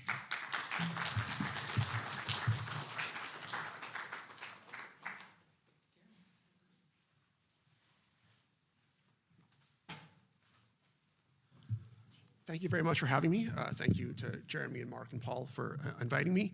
So I have sort of a dual identity in the sense that as a historian, I would like to ask big questions, which I think is the tendency of historians. But I've been trained by 10 years of Harvard Business School that when somebody says, give me something I can use, I know what that means. My first year at HBS, I was teaching a course in applied macroeconomics, and I taught a lecture one day about how foreign exchange rates move. And the next day, a student came into my class and said, Professor Friedman, based on class yesterday, I made a massive bet against the Serbian dinar. So I understand, I knew where I was, and I understand how these things work. And so I'm using sort of an HBS methodology here today, which is I have a question. I will look at 3 different cases to try to come up with a conclusion, and then I will give you a conclusion. And I think that conclusion is debatable, and I'd love to hear people's feedback on it. But there will be return on investment at the end. I promise you that. So the question is, what can we learn from diplomatic failures of U.S. adversaries during the Cold War? I think this is a question that's not often asked. We tend to focus on America's successes and failures. We tend to want to build up our adversaries, so we focus on their successes. We don't often look at what can we learn, when do they fail? When did Russia and China, Soviet Union and China fail during the Cold War, and what can we learn from those failures? So that was the question I posed, and I wanted to take 3 cases as to, okay, what can I learn from this? One case of domestic politics, so a battle for sort of the loyalty of a critically important country. A second case of kinetic conflict, so what happens in a case of war along the Cold War lines, and a third, a case of kinetic conflict or sort of kinetic conflict tangentially related to the Cold War. So in this case, it'll be the Middle East, but a conflict that is not about the Cold War, but which the Cold War plays a role. 3 cases of different kinds of diplomatic failures by the Soviets and Chinese, and a lesson we'll take away from this. And all my cases are taken from the Third World. Which is, first of all, where my research is. I focus in my own work on Asia, Africa, and Latin America. And I think in this conference so far, naturally it is focused on superpowers, US, China, Russia, and to a certain degree, US allies, the West, and things like that, but very little attention has been paid to the Third World, the global South, as you might call it today, as opposed to the Cold War. And so my focus is on that, especially because I think looking at, I wouldn't call it Cold War 2.0, whatever we want to call the current international conflict, the Global South will probably play a much more important role in this one than it did in the last one. International economic power is distributed much more equally now than it was. This is true not just about economics, but about political influence, demographics, cultural influence. And so I think it's likely that the loyalties of places like Turkey, India, Saudi Arabia, Brazil are going to matter a lot more now than they did in Cold War I, which probably ultimately came down to alliances in the developed world. So the ROI, the conclusion that I'm going to lead to, is that communist diplomatic failures often followed American retrenchment rather than American engagement. This was because American disengagement allowed divergences to emerge between communist powers and their potential allies and clients, exposing both practical and ideological conflicts and testing the bounds of their policy commitments. So that's the lesson that I'm going to take away. So my three cases, the first one is domestic politics is Indonesia under Sukarno. So Indonesia under Sukarno was maybe the biggest prize of the developing world in the 1950s and 1960s. It was the world's fifth largest country by population, strategically located, sits astride the sea lanes between the Indian and Pacific Oceans, and perhaps most importantly, has the world's largest non-ruling communist party. So there are more communists in Indonesia than there are in France and Italy in the late 50s and early 1960s. And so the Soviets, the Americans, and the Chinese are all very heavily interested in trying to sort of push Indonesia one way or another. And what ultimately happens is the Communist Party of Indonesia, which represents maybe a quarter of the Indonesian population, is afraid of the military, attempts to take power before the military can, as Sukarno is potentially dying.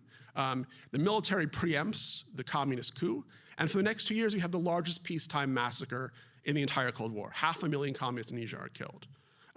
And this failure, right, largely comes because of Sino-Soviet divisions, right? The Soviets and Chinese have spent 5 years fighting over the loyalty of the PKI, and once the United States leaves the scene, so the United States had also tried to attract Sukarno to its side in the late 50s, early 60s. There was a lot of American aid there. But by 64, the Americans pull out. They pull out aid. They sort of turn their back on Indonesia after Sukarno leaves the UN. And the Chinese and the Soviets are left to fight it out. And that's where the PKI sort of panics, sides with the Chinese, decides to try to take power. And the Soviets, meanwhile, are backing the Indonesian military and alternatives to the communists. And so you have is, right, the Chinese-backed Indonesian communists try to seize power, are defeated, and the Soviets maintain an alliance with Suharto in the aftermath. So this is, right, but Indonesia ultimately joins the Western, essentially the Western power structure afterwards. And so Suharto becomes an ally of pro-Western governments in the Philippines and Malaysia and Singapore and others, and becomes a central anti-communist state in the Cold War. So it's this battle between the Soviets and the Chinese once the Americans leave that ultimately leads to Indonesia flipping from kind of pro-communist to anti-communist during the Cold War. So the case of Vietnam might be even more interesting, because people think of Vietnam as the Central American failure during the Cold War. And it probably was, but it was also actually a failure of communist diplomacy as well. It was a failure for the Chinese quite clearly, because after the North Vietnamese take Saigon, they reunify the country, and then within 4 years, the Chinese are at war with Vietnam. Directly, but also they have a 10-year proxy war that the Soviets and the Chinese fight out in Cambodia between the Soviet-backed North Vietnamese and the Chinese-backed Khmer Rouge. Because the Vietnamese have their own project for sort of regional hegemony as a communist power ally with the Soviets, and so they become essentially an adversary of communist China. At the same time, they're an ungrateful and unruly ally for the Soviets. And this is not very surprising, because neither Moscow nor Beijing initially supported the North Vietnamese invasion of the South. And yet the North Vietnamese manipulated them both against each other, so the Soviets provided the aid, but didn't really have any influence. The Chinese provided a lot of direction whenever necessary to go back to Moscow, and so both sides are very frustrated. But that frustration does not come out into the open until the Americans leave, right? And it's once the Americans leave in 72 and 73 that the entire thing breaks down. And of course, 20 years later, the United States reestablishes relations, built military ties with Vietnam, and is now, at least until recently, right, functionally allied with Vietnam against China, right? So what we have is essentially a capitalist anti-Chinese Vietnam allied with the United States, is what the U.S. wanted all along. But only after, right, the U.S. leaves the scene and there's communist sort of fallout happens.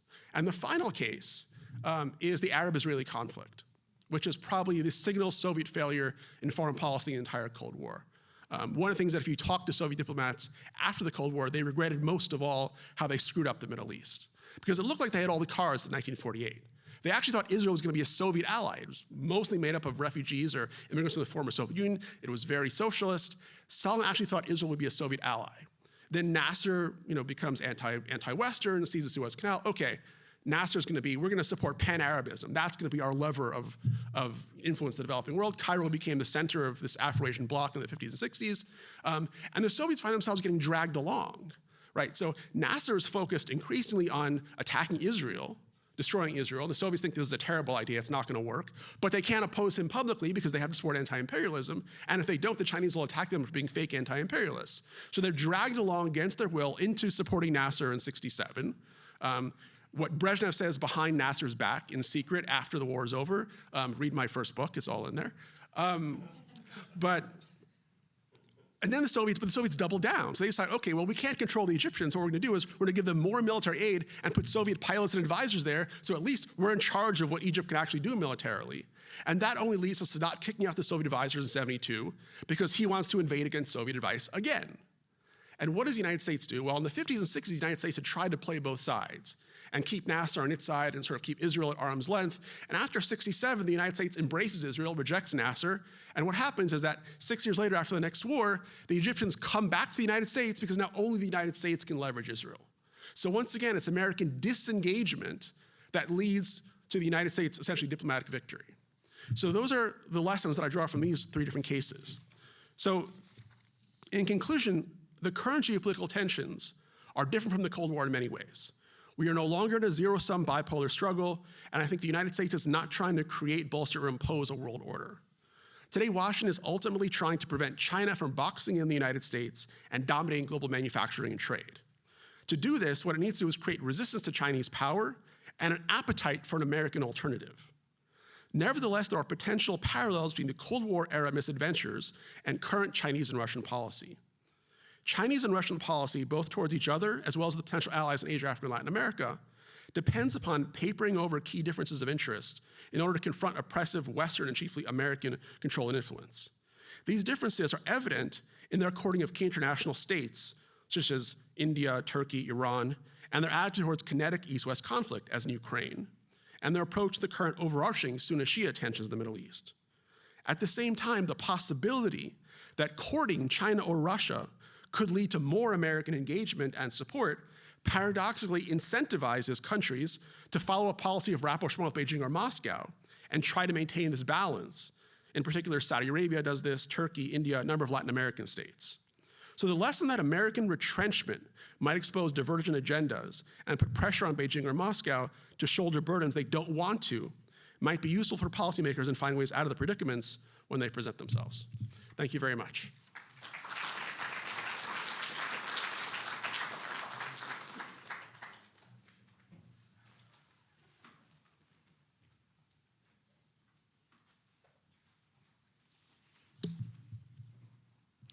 First of all, I wanted to really thank the Clements Center for a wonderful conference. I've enjoyed meeting all of these different scholars and interacting with leading experts in their field. And Paul, Edgar, I really want to thank you, along with Elizabeth Dowdy, just for such a fantastic job that you have done yesterday and today. I'm really, really honored to be here.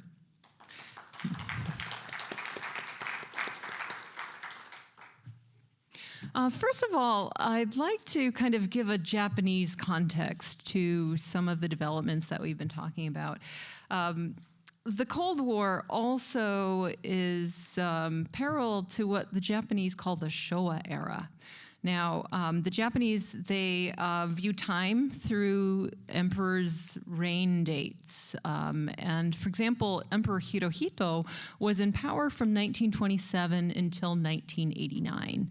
1927 to 1945, we see the rise of militarism, the end of World War II, spectacularly ending with 2 atomic bombs, and before that, the Russian invasion of Manchuria. The rise of an entirely new world order in which Japan was inserted. Now, I also want to tell you about something that I discovered with great delight today on this visit, is how much gifts matter. And Yesterday, I went to the LBJ library, and there on the 10th floor is an exhibition of gifts that were given by visiting dignitaries to the White House. And in particular, Sato Eisaku gave Lady Bird Johnson a 2-stranded pearl necklace in 1965. And she actually wore it on numerous White House occasions. I don't think any other gifts were so honored. Correct me if I'm wrong, but Sato knew exactly what would appeal to the First Lady. And this was a Mikimoto necklace. Mikimoto is an important brand name in Japan. It has a pre-war history of culturing pearls. In fact, the Japanese were one of the first to perfect that process and make it marketable. And in my book, Democratizing Luxury, where I look at a 150-year history of Japanese companies and name brands, originally these products were as an alternative to more expensive, luxurious Western products. And then they became more affordable when made by Japanese companies. And so the Akoya pearls that are used to compose this necklace, they are a particularly beautiful, lustrous pink hue, and definitely enhanced Lady Bird Johnson's encounters with others in very important occasions. 1965 was also an important time in the U.S.-Japan alliance. Nowadays, we call the U.S.-Japan alliance ironclad, the cornerstone of the Indo-Pacific. But between 1945 and 1965, that was not necessarily the case, and Japan in 1945 was demilitarized. A new constitution was put into place, largely written by Americans, and in it is Article 9. And this is an article that denies Japan projectable military power, and so the United States provides military protection. And that's turned into more of a partnership more recently, and also very stretched, as we can see. But to go back to the notion of an alliance, of an ally, right? Japan was a former adversary during World War II. John Dower's book, War Without Mercy, looks at some of the very horrific racist imagery of Japanese as monsters, bat-winged foes. If you look at American propaganda imagery, there's some horrific posters, hunting licenses for, I'm not gonna say the word, but for free hunting licenses, right, for Japanese, comparing them to vermin or animals. And so as Asada Sodao was talking about, there are two images of Japan in the pre-war period. One is cherry blossoms, exotic Japan, proposed by missionaries and business people. And the other is a yellow peril. A yellow peril, or gelbe Gefahr, is an idea by Kaiser Wilhelm. After Japan won the first Sino-Japanese war, that becomes a word in parlance. But the notion in the pre-war period that Japan was a potential menace arose right after the wake of the Russo-Japanese War. So after World War II, there was a redefinition of Japan. Naoko Shigesawa talks about Japan as America's geisha ally. And John Dower looks at embracing defeat, of how Japanese themselves charmed their conquerors, right? And this is the model that Sato Eisaku is continuing in 1965. It is 1 year after the Tokyo Olympics. The Japanese were supposed to have their Olympics in 1940. Of course, the war canceled those. And 1964, Tokyo was showcased. Kon Ichikawa's famous documentary shows the wholeness of the Japanese body, Japanese athletes performing admirably in various sports, including swimming and other sports. And also, the landscape of Tokyo is being completely reconstructed. We have an image of a wrecking ball, of destruction as being part of construction. It's a constructive moment. to see that wrecking ball, right? Instead of bombs taking away the old, we have wrecking balls having the possibility of bringing in something new. And so this new alliance is being celebrated, and but yet that was not a foregone conclusion. And so what I wrote about is a kind of a little-known encounter between a group of Japanese scientists who actually happen to be well-connected members of the Japanese Diet and also either part of the imperial family or close to them. And this happened within the locus of a requisition house in Tokyo, in the Shibuya area. And it was housing, at the time, Oliver L. Austin, who was an occupation official who ran the Wildlife Bureau. It's a little strange, isn't it? So I became very, very interested in this figure and the people around him, because he was one of only 2 civilians who was working for General MacArthur who received a personal commendation from him. Now, he was a Navy man, but he was actually working for the Army at the time. And his house became a locus of encounters between these very wealthy, high-situated Japanese men who also had interest in ornithology. So birds brought them all together, birds as bridges. Austin also happens to be part of the Central Flyway, and birds fly up from South America and Mexico, making their way to Canada, back and forth. We've talked a lot about the US and its neighbors, the importance of maintaining friendships and relationships with our neighbors, and nothing symbolizes that better than birds, which respect no borders, right? They move, they migrate. And so also, I talked about the gift of a necklace from Sato Eisaku, the Prime Minister, to Lady Bird Johnson. There were also gifts that were cementing the friendships of this group of very well-situated Japanese men. And they were exchanging bird skins, specimens. And so this really kind of unique gift exchange also represented the wish for reciprocity. Marcel Mauss's book, The Gift, written in the 1920s, I think really encapsulates that.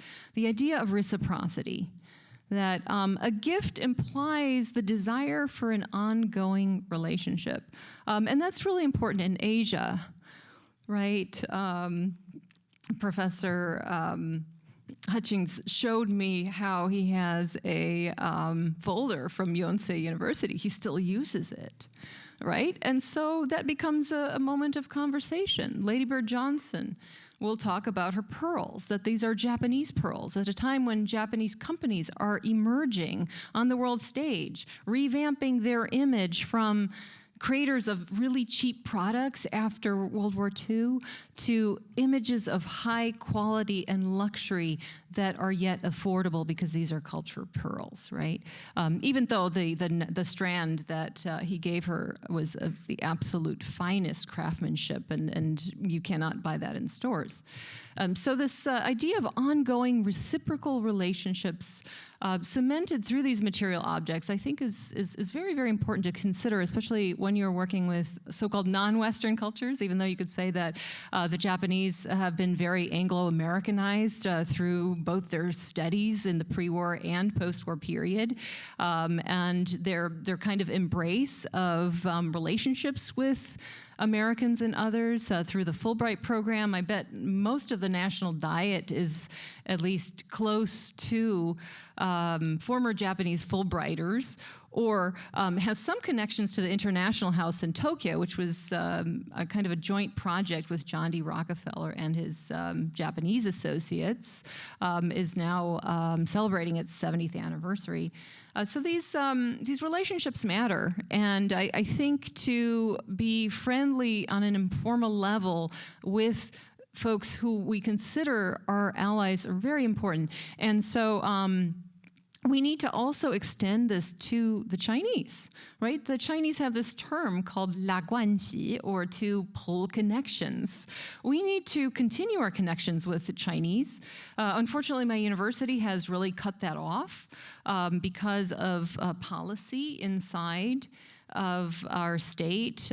China is labeled as a country of concern, and so I cannot travel there on state funds nor accept an invitation from the Chinese to speak or to have intellectual exchange.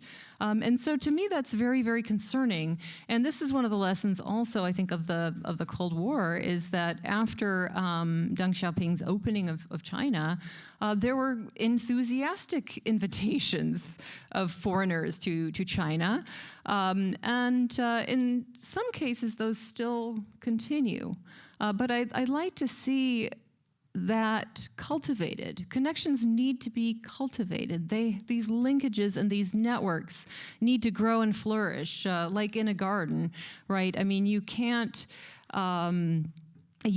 sever something that I think is really ultimately important. Also, for the muddling through process that we've talked about, but also to nurture prudence, right? I mean, prudence, I think, works much better when we step back from adversarial notions and think about what do we have in common. And for some, it may be birds. For others, it may be for beauty in gardens, like Ladybird, right? And so we have to think of common interests and how can we cultivate our connections, and how can we prevent these so-called adversarial fears from turning into a hot war. So cultivating connections will nurture prudence. And thank you very much.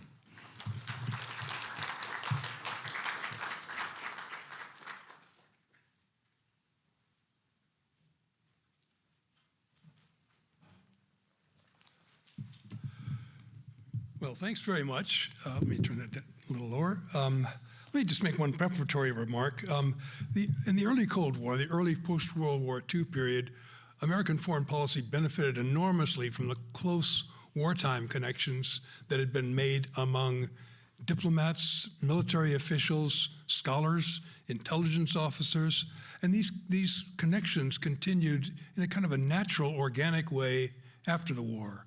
On my own campus, in the Eisenhower administration and a little bit after, CIA Director Allen Dulles came to campus 4 times a year to review national intelligence estimates in draft with some leading Princeton scholars. And they met in the Nassau Club room, and it was a mutually beneficial arrangement.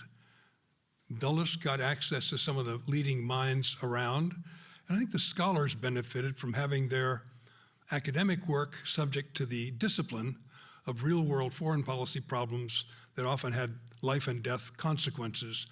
Those connections have not entirely disappeared, but are badly attenuated these days, and I worry about it a bit. Very few scholars have ever served in government, much less in uniform, and the two worlds have grown dangerously apart, I think to the detriment of both communities. So I'm glad about this conference that brings together scholars and practitioners, and the more such things we can put together, the better.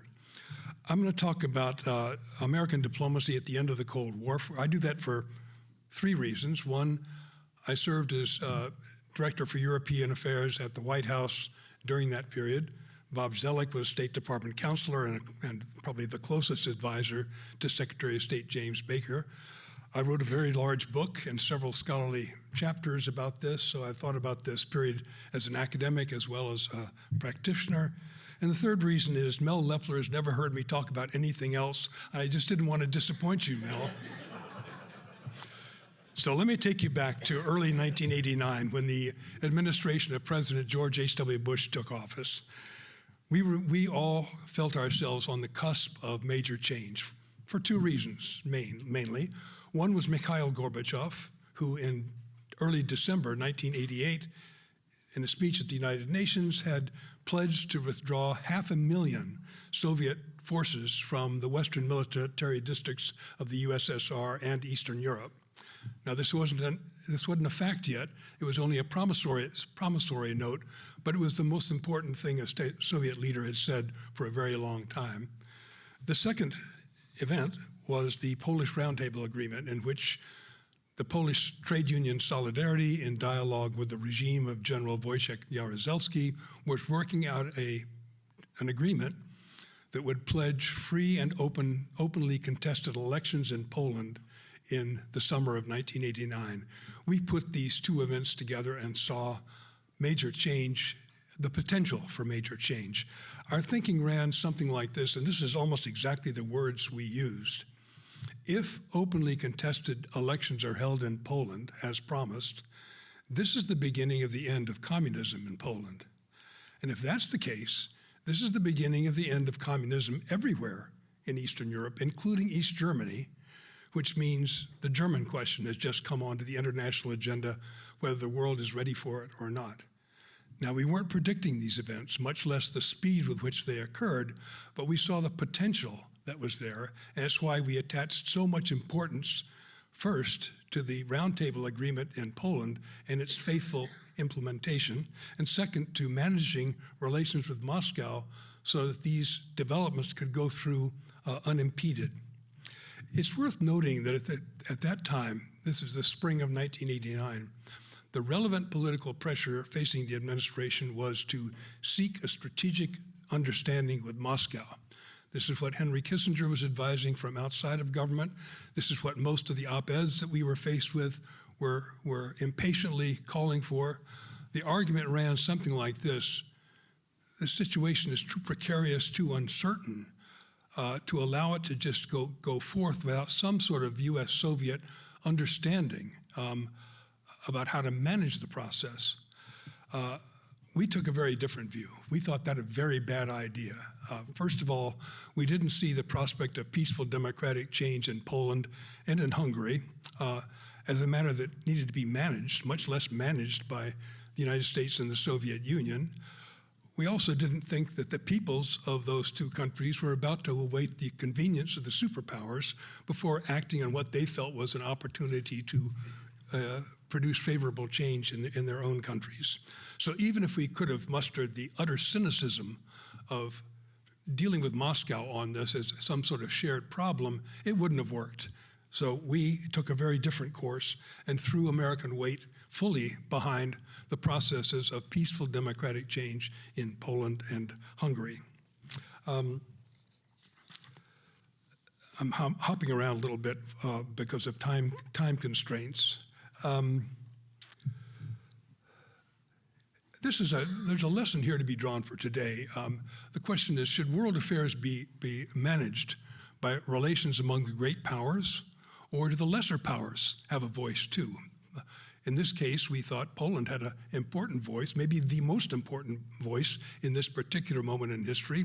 And today, Ukraine needs a voice as well, not just out of the goodness of our hearts, but of a sober, realistic calculation of the way the world actually works. If we only see, I'm hopping a little bit ahead here, but if we only seek some sort of understanding with Moscow in the hope that this will somehow accommodate Russian security needs, we're going to be sadly mistaken. It's going to have exactly the opposite effect. And I'm guessing, though I don't know, this is what the intelligence community is saying in so many words to the administration right now. Of course, we were, like everybody else, we were caught off guard by the speed with which these events took place. The Roundtable Agreement, the elections that followed the Roundtable Agreement produced a stunning victory for Solidarity, which they never expected, which then led to the installation of a non-communist government in August, headed by Tadeusz Mazowiecki. And from that point on, that to me was a defining event of that year up until the fall of the Berlin Wall. From that point on, communist regimes fell throughout the region, and by year's end, even in Romania. The most dramatic event, of course, was the opening of the Berlin Wall on the night of November 9-10. And immediately following this, Moscow, joined initially by Great Britain and France, sought to invoke the remaining powers, the four wartime powers still had residual rights and responsibilities over divided Germany because there had never been a peace treaty settling that matter. So the four powers still had some theoretical, some legal rights and responsibilities, which Moscow sought to invoke in order to slow down, impede, maybe even halt the process of unification. So on November 20th, this is 10 days after the breach of the Berlin Wall, we sent to the president a 10-page single-space strategy document worked out among State Department, the NSC, and the Pentagon, which laid out the contours of a strategy toward German unification. And from that emerged a kind of a strategic design that combined pressure on Moscow together with assurances. The idea was to make it harder for Moscow to say "niet" to German unification and easier for it to say "da." So some level of empathy with legitimate Soviet security concerns, but also some level of determination not to allow Moscow to intervene on affairs that really should be the Germans to decide. In the same context, we, together with our Western allies, devised a formula for the negotiation of German unification called the 2+4 process. The two German states, who we insisted should take pride of place over the future of their own country, and the four wartime allies. At the very first meeting of the 2+4 framework on May 5th, 1990, Secretary Baker laid out our principles for this process, that the purpose of the 2+4 is to facilitate the unification of the two Germanys, that the timing and form of unification are to be decided by the Germans themselves, that once a united and democratic Germany exists, the four powers will have met their responsibilities, and there will be no basis for any remaining legal rights over that country, and that united Germany should not be the subject of any discriminatory limitations on our sovereignty. We had a few things in mind here. One was, of course, the punitive peace at Versailles, in which Germany was left embittered and defeated with baleful consequences later. But we were also feeling we didn't want Moscow to come out of this process also feeling embittered and revanchist. I'll give you one example of the sensitivity to Soviet concerns. At that same 2+4 meeting, Soviet Foreign Minister Edward Shevardnadze laid out 7 questions, which when you read them sounded more like 7 demands that would have to be met before the Soviet Union could accept German unification. They were problematic, but not entirely unreasonable when you thought of it from the Soviet perspective. Some of them we thought could be accommodated, at least in part. Others had to be resisted. But Secretary Baker, I'm sure with the advice and consent of Bob Zoellick, produced what he called 9 assurances, directly responsive to Soviet concerns. I've got them listed here, but I won't read them. But given that there's been a kind of urban legend that's evolved, that the United States promised Moscow never to enlarge Moscow eastward, or NATO eastward, I should note that that was not among the 9 assurances. That never was an assurance from the United States to the Soviet Union. It never appeared in any treaty document, no such pledge. The only time such a thing ever appeared in a treaty document was in the Treaty on German Unification, in which there was a line that we had agreed in the process of German unification that when Germany was united, we would not station any foreign troops in the territory of the former East Germany. It was a concession we would have preferred not to make, but it was a fairly mild concession. But in the treaty, there's one line in Article 5 of that treaty that's read, foreign armed forces and nuclear weapons or their carriers will not be stationed in that part of Germany or deployed there. The word deployed gave us pause because we thought that might be a word sufficiently vague that it could be used later on to suggest that Germany was half in NATO and half out. At the final meeting of the 2+4 in Moscow in September, Secretary Baker managed to gain agreement, including from his Soviet counterpart, for an agreed minute that I think Bob Zellick wrote. The agreed minutes stated that any questions with respect to the application of the word deployed will be decided by the government of the United Germany in a reasonable and responsible way. In other words, the only time this issue of NATO moving eastward was even found in a treaty document, it was to accommodate our concerns, our Western concerns, and have it done on Western terms. So the urban legend won't die because I said so, but it was a legend nonetheless. Let me just, I'll reach an end very quickly. If U.S. diplomacy skillfully managed the end of the Cold War, and I think it did, our record in managing and envisioning a post-Cold War order was problematic, was not as sound and good. I can tell you we proceeded on the basis of a few core principles. One, that a substantial U.S. presence, military presence included, in Europe was needed as an element of stability on the continent even after the Cold War was over. Two, that NATO was the mechanism for keeping the U.S. in Europe and for averting a retreat into isolationism, and therefore NATO had to survive the end of the Cold War. Three, that unlike the situation after the two world wars, Germany should emerge with no remaining constraints on its sovereignty. And four, that we needed to avert another Versailles, this time with Russia rather than Germany left defeated and embittered. The first three of those four, I think, were met pretty substantially. The fourth, concerning Russia, was more problematic. I've already addressed the issue of not 1 inch further, no expansion of NATO eastward. The more relevant question is, did we fail in an opportunity to help Russia find a secure place in the new post-Cold War order? Are we therefore responsible for the revanchist Russia we see today? This is an argument you can hear in some quarters. I obviously don't agree with it, but I would like to just pose as a counterfactual, what exactly would have been required to satisfy Moscow's security concerns? It wouldn't have been enough just to say nice things rhetorically. We would have had to agree to certain stipulations. One, no NATO expansion. Poland, Hungary, Czechoslovakia, no other state can join NATO. Restrictions on Germany's right to field a military. Effective Russian veto power over NATO actions, and so on. There would have been several other conditions to fully meet Russia's concerns.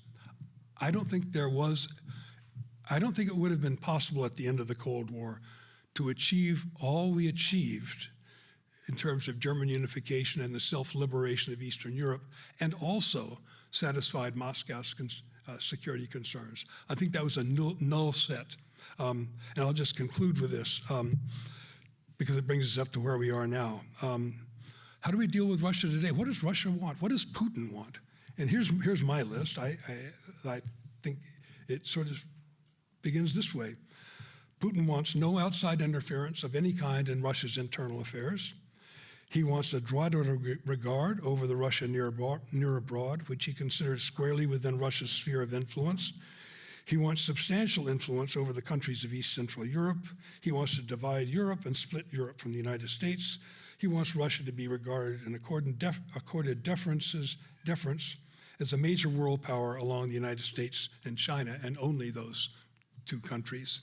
So we don't have to like those principles. I certainly don't. But I think that is not only what's driving Putin's behavior, but what would drive the behavior of almost any conceivable Russian leader going forward. This is the Russia we're dealing with. This way of looking at the world is something we can live with. We lived with worse during the Cold War. We can actually partially accommodate some of those grievances. Others we have to resist, as we resisted things during the Cold War. So let me just conclude with a couple of broad general remarks. We have to restore the kind of bipartisan constancy that we had during most of the Cold War. We need to show empathy toward adversaries and allies alike. We would be wise to understand that we are driven by ideologies ourselves and biases, and that the rest of the world doesn't necessarily see affairs the way we would like them to see those. And the hardest of all is that the purpose of diplomacy is not victory, but compromise to arrive at a result that meets the needs of all parties. I'll end on Ukraine. That means we need to ensure that there's an agreement in Ukraine that meets Ukraine's needs as meeting Russia's needs. And Russia needs to understand that too. Thank you very much.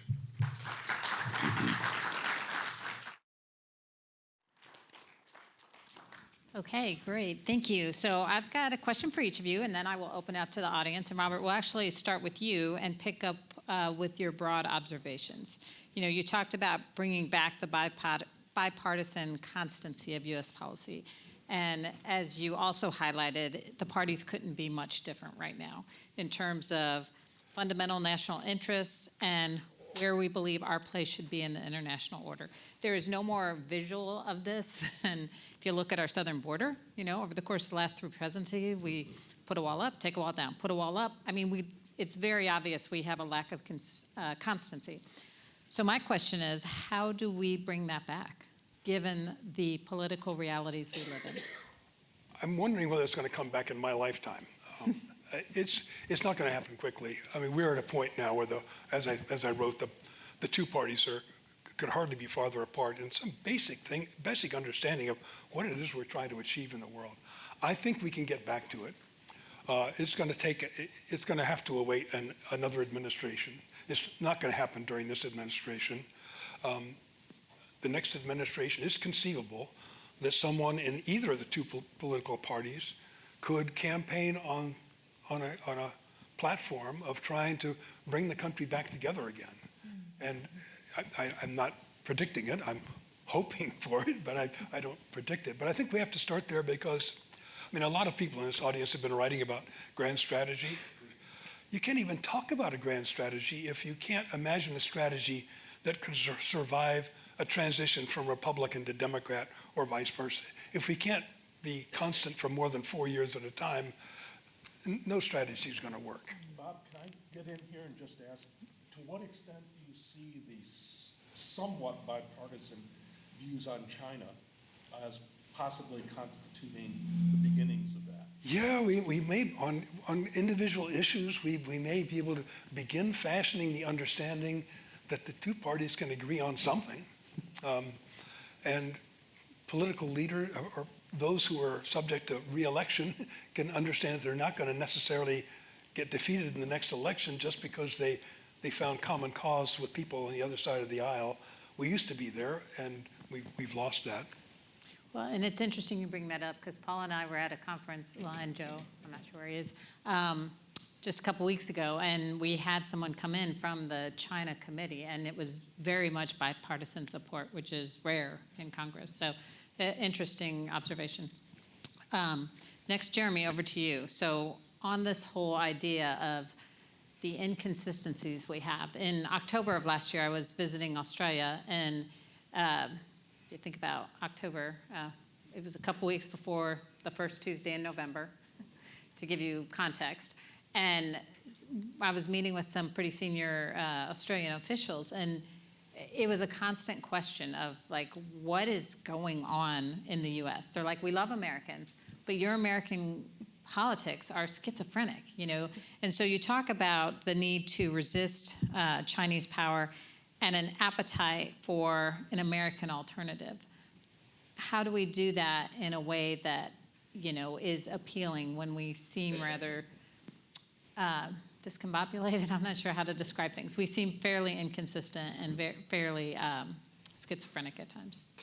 Right, so I think, as I said, it depends very much on which part of the world you're talking about. So I think Australia, right, is very much, you know, part of the Western alliance, has a military treaty with the United States, has a similar level of per capita GDP.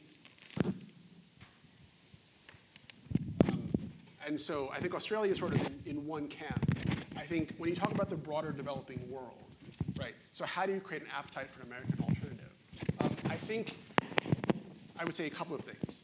First of all, you need a certain amount of humility, which the United States has not really conducted itself in the past with that degree of humility. But I think one can almost say that degree of humility is going to be imposed upon us at this point, whether we want to or not, so we might as well embrace it.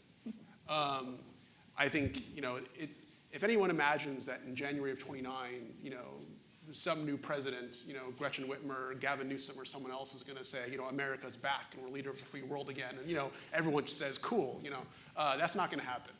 We're not, there is no going back, not only for American politics, but for the rest of the world. So I think humility is going to be essential to establishing the appeal of an American. And I think another thing is something that I wrote about in Foreign Affairs in July, which is that I think, and scholars are very much, I think, at fault of this, and American politicians as well, that we draw an incorrect conclusion from what happened in the first Cold War.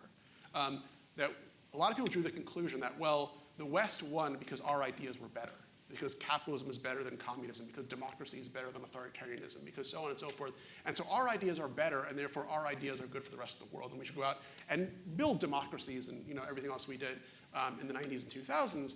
And I think the lesson that was missed was that it wasn't that the United States won the Cold War because its ideas were better than the Soviets. In large part, the United States won the Cold War because we were ideologically flexible in a way that they were not, right? You think about the United States allowed France to have, a communist party that had 25% of the vote and be in government, which the Soviets never would have allowed in any of their allies, right? So there was a certain amount of diversity, right, that within the Western Alliance that was not allowed inside the Eastern Alliance. And so I think we have to pull back from some of those forward ideological positions that we've taken around the world. Oh, you want American aid, you have to do, these have to be your social policies, they have to be your economic policies, these have to be your religious policies. And we've done a lot of this in the past 30 years. And I think an American alternative going forward is going to be more appealing if we're not seen as being, the term that some people use is cultural imperialist. We're not trying to impose our values on others. We're not telling the people what's right. But we're essentially embracing the humility of saying, okay, the tensions that are going to arise with China and are already arising. I mean, you can see, there was an election in Zambia 10 years ago in which basically the anti-Chinese candidate won an anti-Chinese campaign, right? This is going to happen more and more around the world. We have to be there in such a way that countries can see us as, this is a terrible phrase of the past 10 years, but sort of as a safe space, as opposed to, someone who comes in with, an even scarier, more impressive agenda. So people turning to us as they turn away from China, as opposed to us trying to. Yes, and not seeing us as like, the larger of the two, the greater of the two evils, as, the one with more conditions and, more demands. Great. Okay, Annika, you talked about the importance of relationships. And, I have an interesting experience when I was at the National War College at Fort McNair. I don't know if anyone has lived in D.C., but the traffic, your happiness factor is based on your commute, okay? It's very much so. And so carpools are key. And we have people from several different countries that are there. And it's all about the carpool. And so as strange as it sounds, one of our carpools was with our student from India and our student from Pakistan, which you would think was impossible. But again, this is DC traffic we're talking about. And so one of our class mottos was, we are improving international relations one carpool at a time. And so my question is, how do we find opportunities, particularly with where we are with, say, China? Ezra Vogel set up a program that I'm actually a part of. It's called the U.S.-Japan Network for the Future, and he set it up originally in 2012 to get American academics to connect with foreign policy makers and others in Japan. And so he recognized the importance of a network. There's also a similar network. I don't know if it's been cut off or not, but between American academics and Chinese academics. I think it's called the PIP program. It is. Yeah. Oh, good. Okay. So there's still hope, right? But these networks, including the Fulbright program, a considerable number of Japanese executives, members of the House of the Diet, which is, it's kind of like the Parliament, right? That kind of structure, are Fulbrighters in the United States, and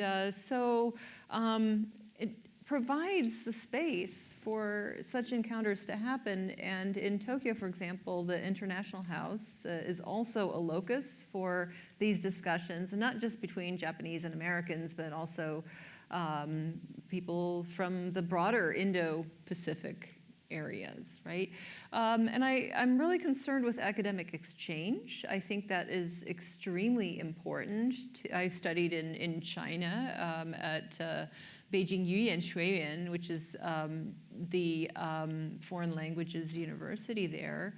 And I think Professor Jameson as well studied in Harbin. So, we have this knowledge of China. We speak Chinese, and unfortunately, those connections have been cut off, right? And so we don't know what, maybe you have some channels, but I think we need to understand our adversaries and not stop the teaching of Chinese or stop the teaching of histories of so-called potential adversaries. And I teach a class on the history, or I did teach a class on the history of North Korea, which is one of the few in the United States. And I simply, in the last few years, have not had a chance to teach it, because that's another one of the countries of concern. And in my broader paper, I actually do have a comment about a short moment in time when President Trump seemed to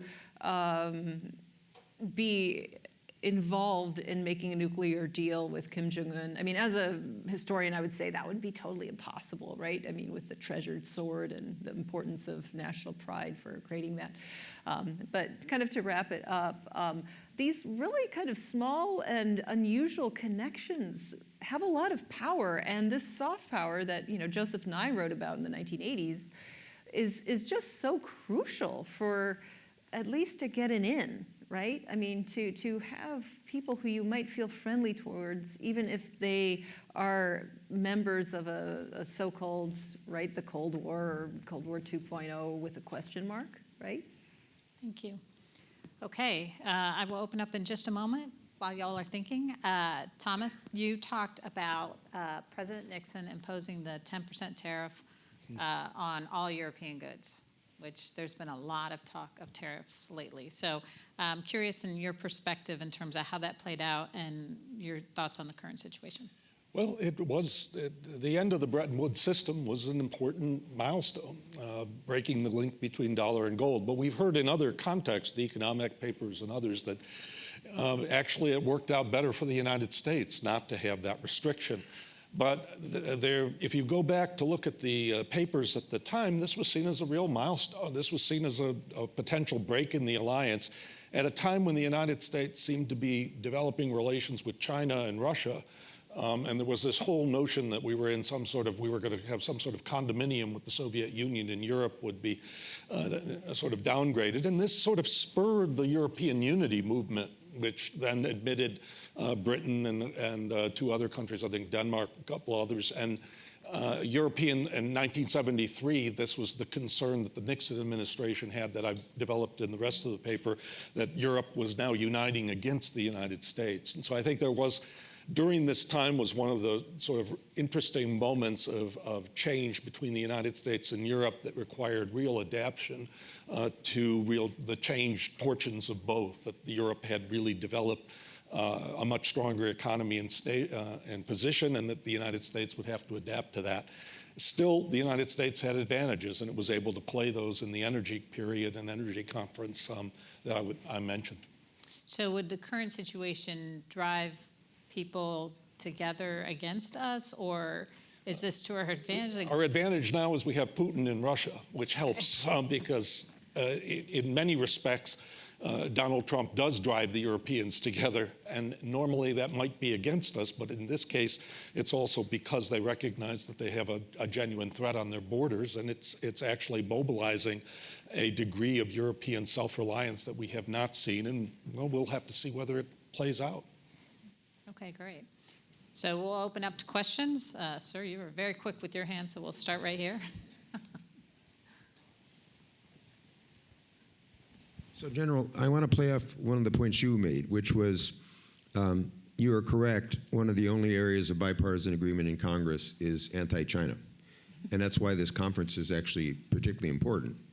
It's based on a very simple and, in my view, misleading Cold War analogy. And it's created an environment of total confrontation, lack of exchanges, lack of diplomatic connectivity. And if I then transition to Bob's point, since to give a little practitioner's perspective on this, he used an example of 89 of the 9 points that we presented to the Soviets, which literally I drafted one day saying to myself, look, we have these points out there, but we haven't really put them together in a package as a way of trying to persuade the Soviets that we're being serious about things. I had resistance within people who went on to actually very high-level positions in government later, the idea that I was giving something away. And I had to say, look, we've already said all this. It's a question of packaging. Now, unfortunately for me, I was working for Baker, who was a very powerful guy, and so we went forward with the points. But it's an example of kind of, there is a role for diplomacy here. And now again in diplomacy, you have to decide, are you really giving up something if you try to understand the other person's perspective and kind of meet it? Is any yielding of position, is any moving off the talking points in some way a step back? But then I'll give you a second example. So later in this process, the lead Soviet official in the 2+4, I was the lead US official, was a man named Krasinski, who was a long-term Soviet specialist of Germany. And at one point, as we were trying to move the process along, my West German counterpart was getting frustrated, and he was trying to push Krasinski to make a decision. And Krasinski really got his back up and said, you can't talk to me like that. He said, you cannot leave us out. Whatever happens, you can't leave us out. And interestingly, this shows the role the U.S. can play. I was about a generation younger than these people, but I was representing a very powerful country. And I said, Ambassador Krasinski, you're exactly right. Nobody can leave you out except yourself. Because we're moving forward, we've tried to create opportunities for you, but you have to decide whether you're going to go along or not, okay? So I give you those as two little examples, where on the one hand, I was being pretty firm. On the other hand, I'm looking for ways where I can try to cooperate. And if you consider the discussions going on with China now, there's none of that, okay? And what I will also sort of encourage for this community, there's a role for foreign affairs articles and so on and so forth, but they're all in the world of grand strategy and this concept and that concept. And look, I've worked a lot with strategies across this band, but in reality, it's these practical events that make real things happen, the muddling through. You like to have some strategic concept, but it's whether you sort of take these actions. And to bring it back to your broader relationship, I don't know if this audience knows, the Chinese certainly know, Tsinghua University was funded by the money that Americans received as the indemnity for the Boxer uprising. It's a classic case of American behavior. We said, oh, we shouldn't be an indemnity, and then eventually we got the Germans and others to reduce it, but then at the end we said, oh, we'll take our share. And what did we do with our share? We founded Tsinghua University and what became the precursor to the Fulbright program. The Chinese actually still know this. Americans don't know this, and they see it as an aspect of where America was different than the imperial powers of Europe and others. So the reason I'm trying to put these points together is as we think about the relationship with China in particular. I do live in Washington. I live in McLean, okay? But fortunately, I'm in a situation I can take Uber in when I want to. So, so I don't have to carpool. But on the other hand, what I'm telling you is the mood there. If I were trying to say the things in Washington that I've just said here in most audiences, I'd be considered a total panda hugger, left winger. Is that? And indeed, I did hug pandas. I like pandas. But the debate, including in places like this institute, have to start to create some room for the fact of, and I've conducted diplomacy with murderers in Sudan and others, you at least have to understand what the other side is thinking. You don't have to agree with it, but you at least need to understand it. And then you have to figure out, as you're saying, what are the trade-offs? You can pound your chest all you want. You could say to your colleagues, I'm not conceding a thing. But then what will you actually get done? And that's the key decisions we're now facing. Yes, Jeremy. I want to respond in a way that I'm not really supposed to, which is I'm going to ask you a question. But this is a question for Bob Zellick and for other people who want to answer, maybe Bob Hutchings as well. So, I mean, I'm very sympathetic to the idea of pursuing diplomacy and understanding what the other wants, of course. And I've talked to my students many times about how, we got to a point in the Cold War after the Cuban Missile Crisis by the 1960s when the US and the Soviets recognized one another as equivalent great powers, equivalent, bipolar, and that's led to, the Non-Proliferation Treaty and the Space Treaty and the Antarctic Treaty and lots of, things that a stable bipolar system with mutual recognition and that, red phone between White House and Moscow could help you do. And we're not there with Beijing right now. We don't have the red phone. We don't have that mutual recognition. And it's possible that that's one thing that the Chinese want, is that sort of recognition. But the problem is, as Bob Hutchings said, is that the Russians want to be up there with the US and the Chinese. And Putin is very much a creature of the 70s, right? In his world, what he wants is he wants to be Brezhnev. He wants to be there with the summits and, the president, and pretend that he runs the world too. And, 2 is one thing, 3 is a crowd. And how do you manage a world in which the Russians want to be the equivalent of the Americans, the Chinese? In reality, they're not. The Chinese want to be bipolar with the United States, but probably don't really want the Russians there on the same level. And there's a certain instability that happens when you have 3 who want to be in this role as opposed to 2. How do we manage that diplomatically? Well, briefly, and this is another point I was going to make, because it's important for historical researchers, because many of you will dig deeply into one incident. Bob was describing the events of '89. Keep in mind, he didn't mention a very important initiative in May was the Conventional Forces proposal, which aligned us with Germany and got us off the short-range nuclear forces issue. It was a great success for President Bush. The weekend we come back is Tiananmen Square. Okay, so people doing Tiananmen Square don't realize that, well, the same team that's got to deal with Tiananmen Square has just had to deal with the CFE in Europe. And by the way, for the next months, in the back of our mind, with all the things going on in Germany, Tiananmen Square was always in our mind. Okay, so scholars can kind of drill down in certain areas. That's not what the option decision makers have. Okay, now to go to your question. So what I'm saying is, so you have to walk and chew gum at the same time. And you have to make your judgment. In my view, sort of like Bob's, I don't think Putin wants a settlement. I think Putin sees this as Russian history and his place in Russian history.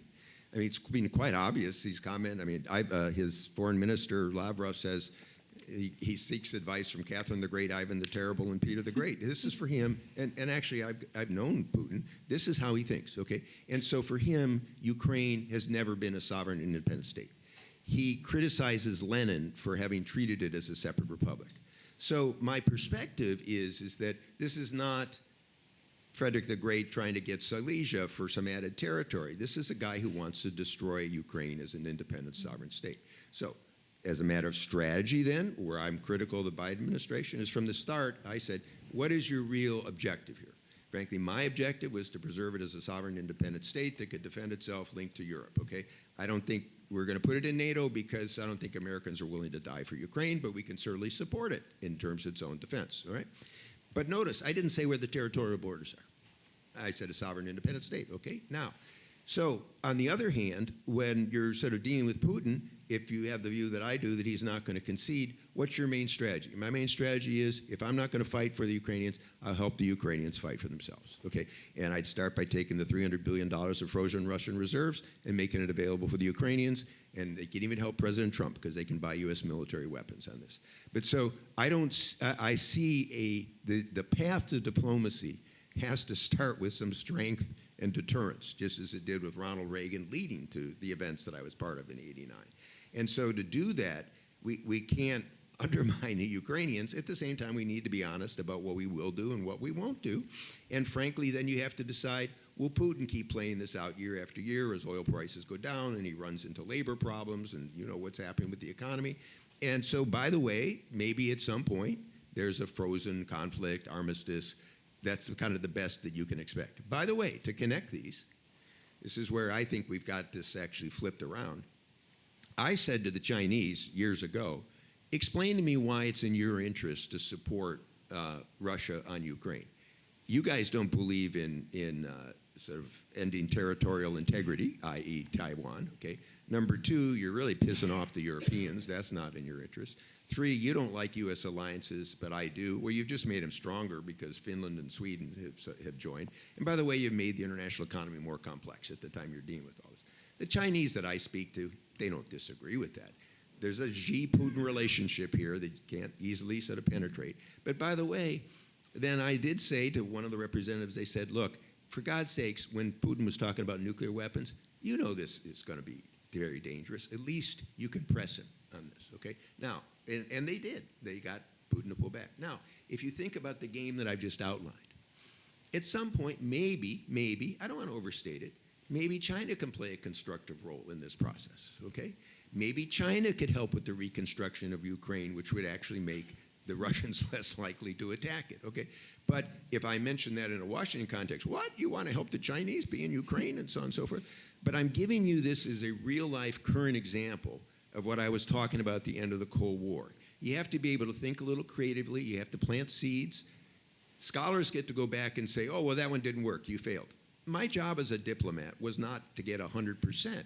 A great baseball player gets 300 to 400% hits. My job was to test ideas that might work and see if I could try to build on them, okay? And then to one step further, on China, we talked about it yesterday. The key is you keep your alliance deterrence system for China, okay? And you give people economic options in the region. They don't want to be dominated. So it's not too hard to have India, South Korea, Japan, Australia, Southeast Asia on your side. What we're doing now is the opposite. We're showing them that they can't trust us, and this goofy idea that the Undersecretary of Defense has, that we're going to demonstrate our commitment to our Asia allies by abandoning our European allies. I mean, what do they think? They don't read English? I mean, this is crazy stuff. So there's a way to deal with this. And keep in mind, it's a good way to wrap it up, for all the screwing up that we've done and did in the Cold War, the U.S. is an immensely powerful country. I mean, I was trying to allude to some of the technology. The innovative changes, the capacity of the United States is absolutely enormous. Our military is unmatched in capabilities, but sort of stretched. So we shouldn't sort of throw in the towel here and kind of feel like, oh, we're overwhelmed by Russia and China. I mean, where do you get off on that, okay? So, and the idea that we have to sort of concede to them, no. But on the other hand, can you figure out a way to work with them or accommodate or find some middle ground? That's the art of diplomacy. So should we wrap? Okay, I was going to see if we could take any more, but I just want to say a huge thank you to our panelists and for bringing their perspective. Thank you. All right, we'll go ahead and get started. If you can wrap up your conversations and take a seat. So we've alluded to this already several times. No matter how much we may brand ourselves, those of us who are in the foreign affairs field, no matter how much we may brand ourselves as the consummate scholars and practitioners of foreign policy, our work and our concerns are always shaped by domestic politics, and sometimes not just shaped, we're sometimes absolutely beholden to domestic politics, which makes things either tricky or interesting or both. So our last panel will be led by Dr. Kate Weaver, Associate Professor here at the LBJ School of Public Affairs. She is also the Executive Director of Operations for UT's Innovations for Peace and Development. And she's also a terrific friend of the Clements Center and the ideal moderator for the Cold War in and through U.S. domestic politics. Thanks, Kate. All good? Okay. Thank you. Oh. A little bit closer. How's that? Okay, excellent. So I think we're well aware that we're on a Friday afternoon, the last day of classes of a long academic year. And we're standing between you and your weekend. But we're delighted really to have a chance to close the arc of the narrative in terms of some of the discussions we've had today. And in particular, a key question that arose at the end of the keynote over the lunch period, which is what is the role of religion and domestic culture in the United States in shaping U.S. foreign policy today? So I'm really delighted that we have two leading scholars here on the role of U.S. religion as well as social movements in understanding U.S. politics, both domestic and foreign.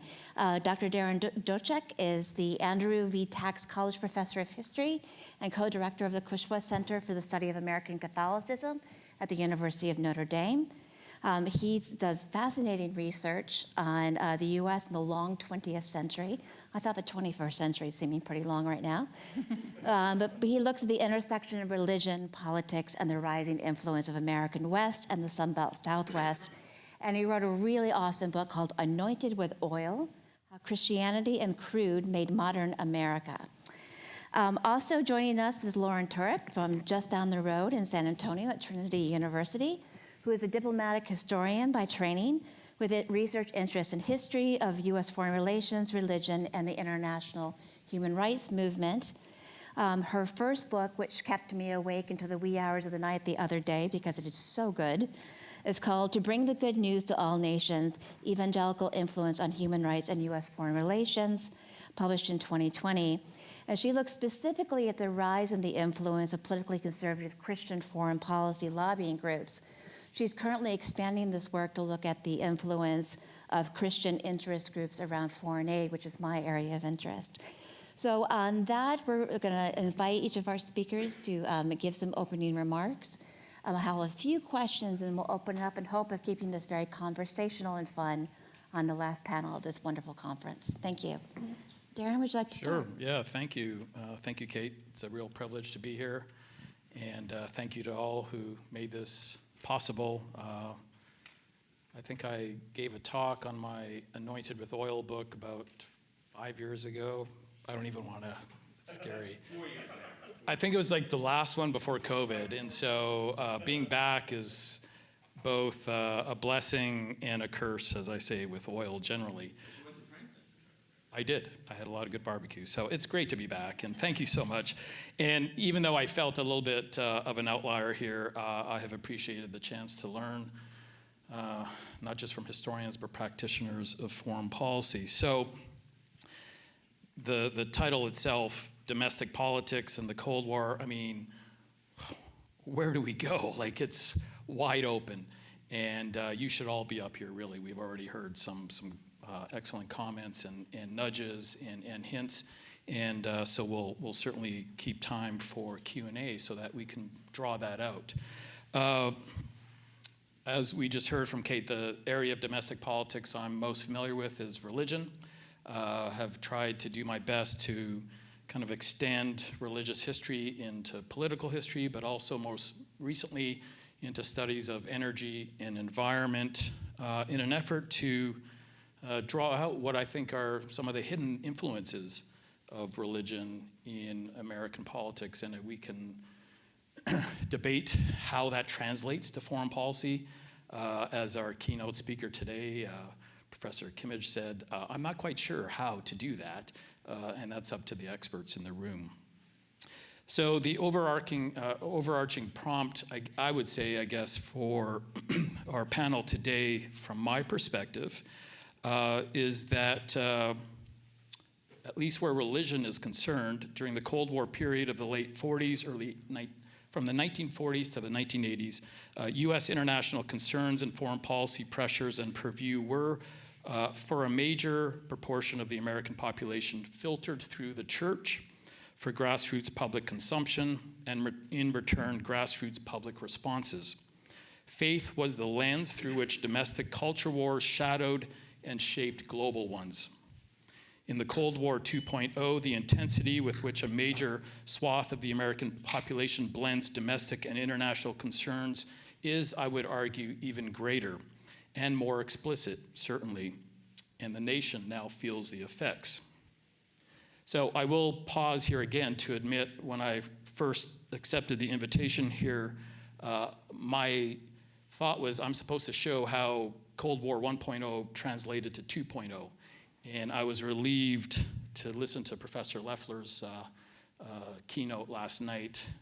In fact, it's not about continuities as much as it is about difference and ruptures.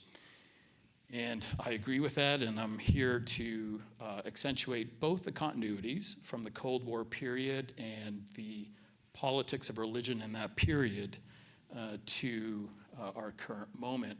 And quite simply put, I hadn't noticed the question mark after Cold War 2.0, and it was very liberating to see that question mark.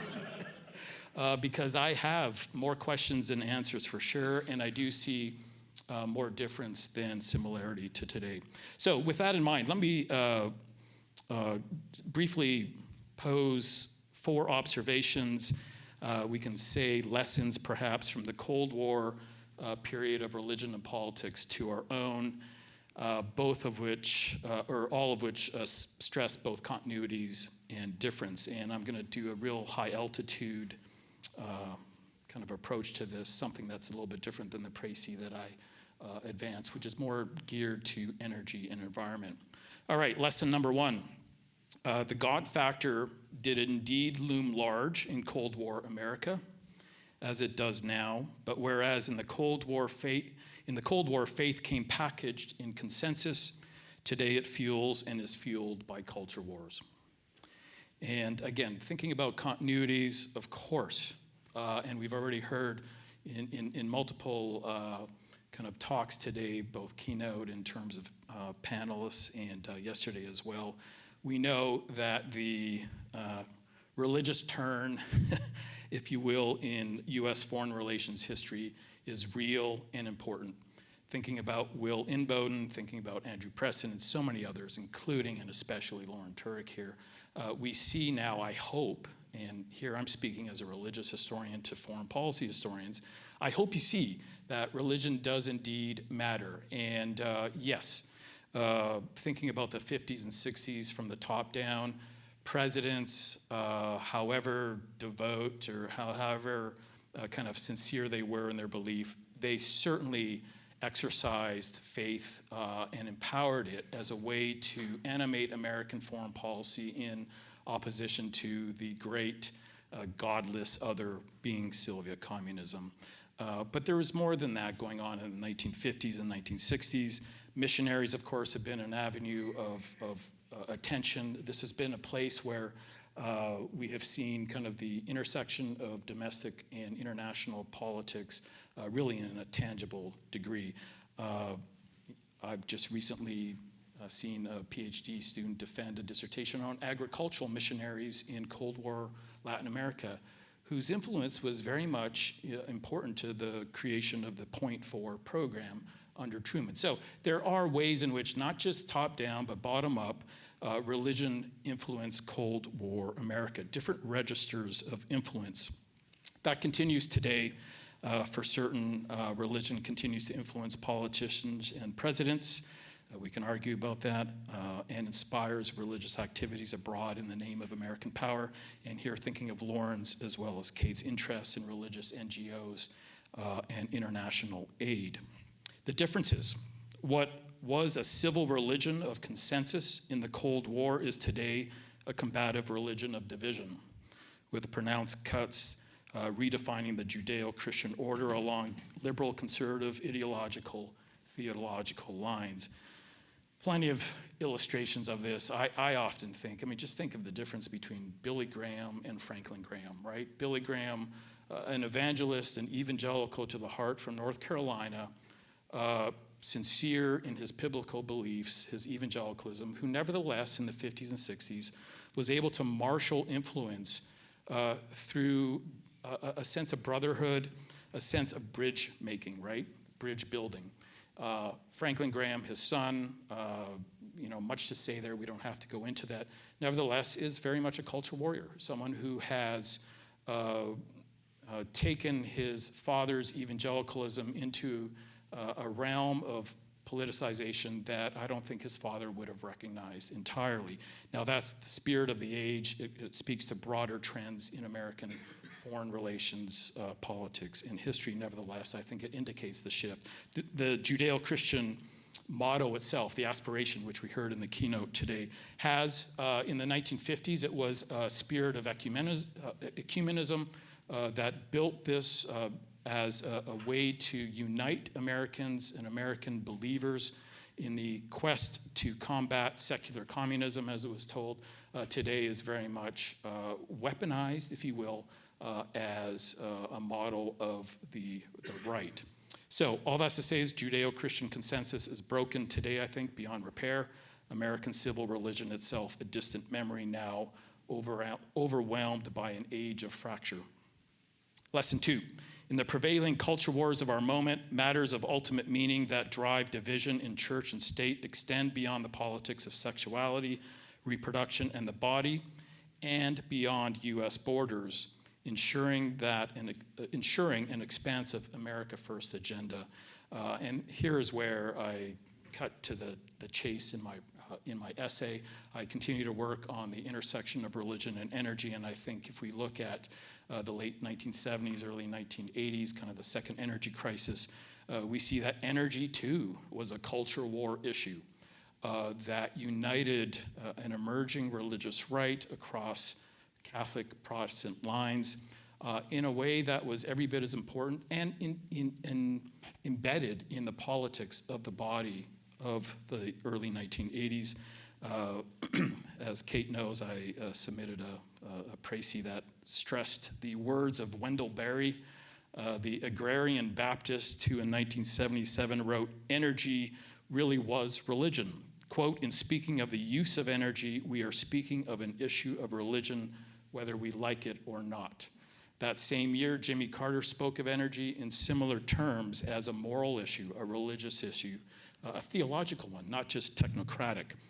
And so what does that mean when we think about the shift that takes place in the late 70s, early 1980s, amid the oil crisis, amid the coal crisis, amid the nuclear crisis?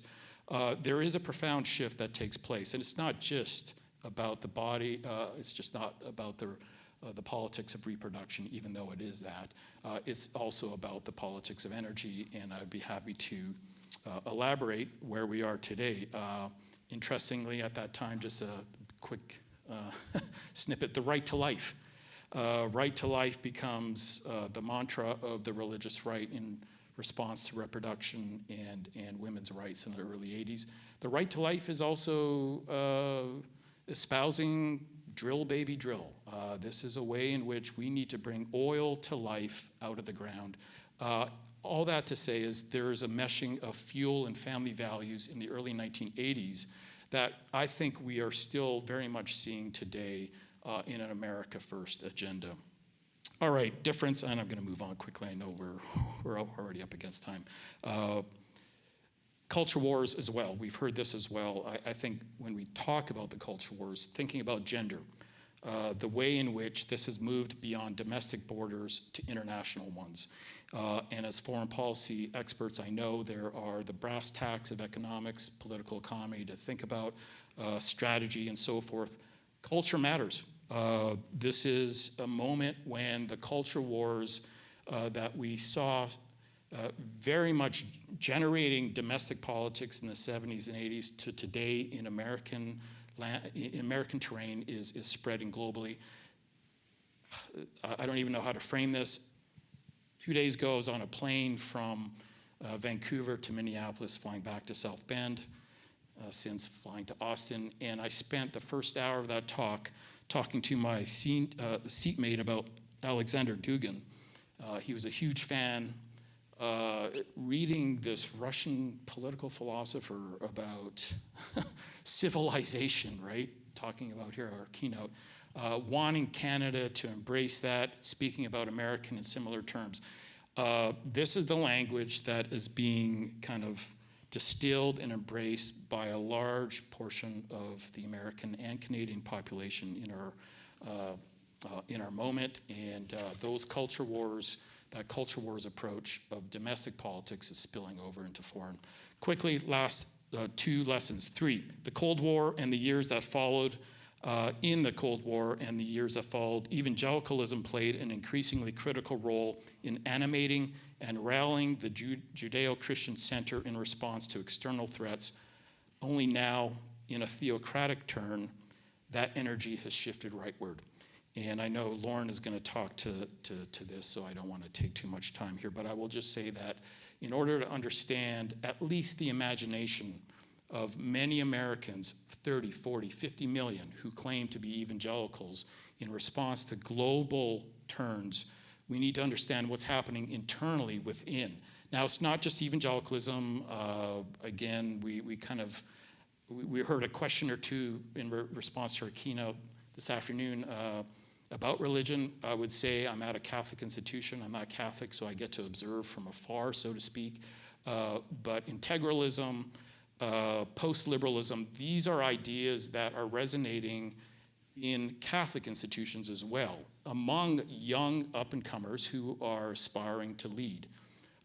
So to understand the theology of the moment matters, not just in Catholicism, but as I'm more familiar with within evangelicalism. And I'll leave it to Lauren to flesh that out a bit. I will say a few turns we need to be aware of. The charismatic turn within evangelicalism in the last 20 years, which heightens the role of the supernatural and spiritual warfare as an understanding of the here and now.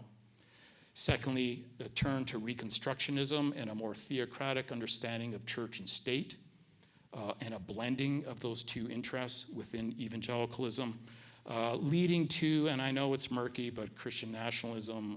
I think obviously that term is kind of tossed out there with not much nuance, but it is true this is a new trend within evangelicalism that needs to be attended to, all of which comes down to matters of race, certainly, and gender as well. All right, fourth, in our fractured and siloed society, America First Christians have been most successful at carving out a subculture with impact and at identifying new enemies. And I think this is what strikes me perhaps the most, and it's only just from being part of this conference started to think about, evangelicals have always been good at, and not just good, they rely on the other. They rely on a Manichaean worldview in which the enemy is clearly determined. During the Cold War, that was communism, which is why they were especially valued anti-communist warriors, right? Whether that be on domestic soil or abroad. I think today we have seen that kind of reach a new level of intensity, but the enemy has changed. It's not just communism now, it's not communism. Communism kind of post-Cold War eased into secular humanism. Today, and here I was again thinking about Professor Kimmage's keynote in terms of civilization. It's liberalism itself that has become the great animating enemy for evangelical conservatives. And that has had not just national but global ramifications. Here, thinking about my seatmate in the plane 2 days ago. This is a culture war that is not as clearly defined by an us versus them of the 1950s and 60s, but it nevertheless is animating a large portion of Americans today, those who are attending the mega churches of the Sun Belt especially, where matters of gender, race, sexuality, but also energy and environment are all combining to create a pretty daunting, prolific kind of political expression, I think, that we need to be aware of, at least as we come to terms with where we're going next in foreign policy terms. All right, that's it.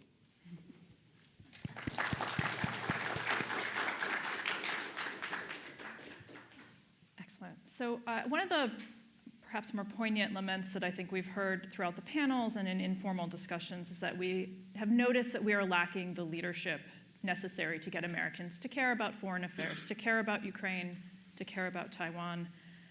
To me, that lament speaks to the importance of public opinion, which many people have mentioned today, in shaping US foreign policy priorities, and the reciprocal relationship between the public and political leaders informing that opinion. And this idea is critical to the lessons that I have drawn based on what I know about the Cold War lessons for today. And so I'm just going to run through my lessons relatively quickly, and then I want to talk about some of the disjunctures that I noticed today, particularly as they relate to religious groups and the culture wars, which are essential for understanding, I think, what's happening right now in our foreign policy. So my first lesson is simply that the broad US public may not always be especially attuned to events occurring abroad, but there are sizable publics and interest groups that are deeply connected with and deeply concerned with the wider world. And these are groups that can be extremely effective at mobilizing a larger or broader public to pay attention to a global issue, to speak out about it, and to affect change. And there are a lot of moments in Cold War history where we see domestic publics that either existed previously or that suddenly mobilize around an issue. And we see that with, for example, Jewish groups and conservative evangelical Christians in the 1970s mobilizing about concerns over religious liberty and the persecution of co-religionists in the Soviet Union and elsewhere in the communist world. And they were very effective at convincing Congress to enact restrictions on these countries that persecuted Christians. Their mobilization was very effective. We see the rise of an anti-Vietnam War movement.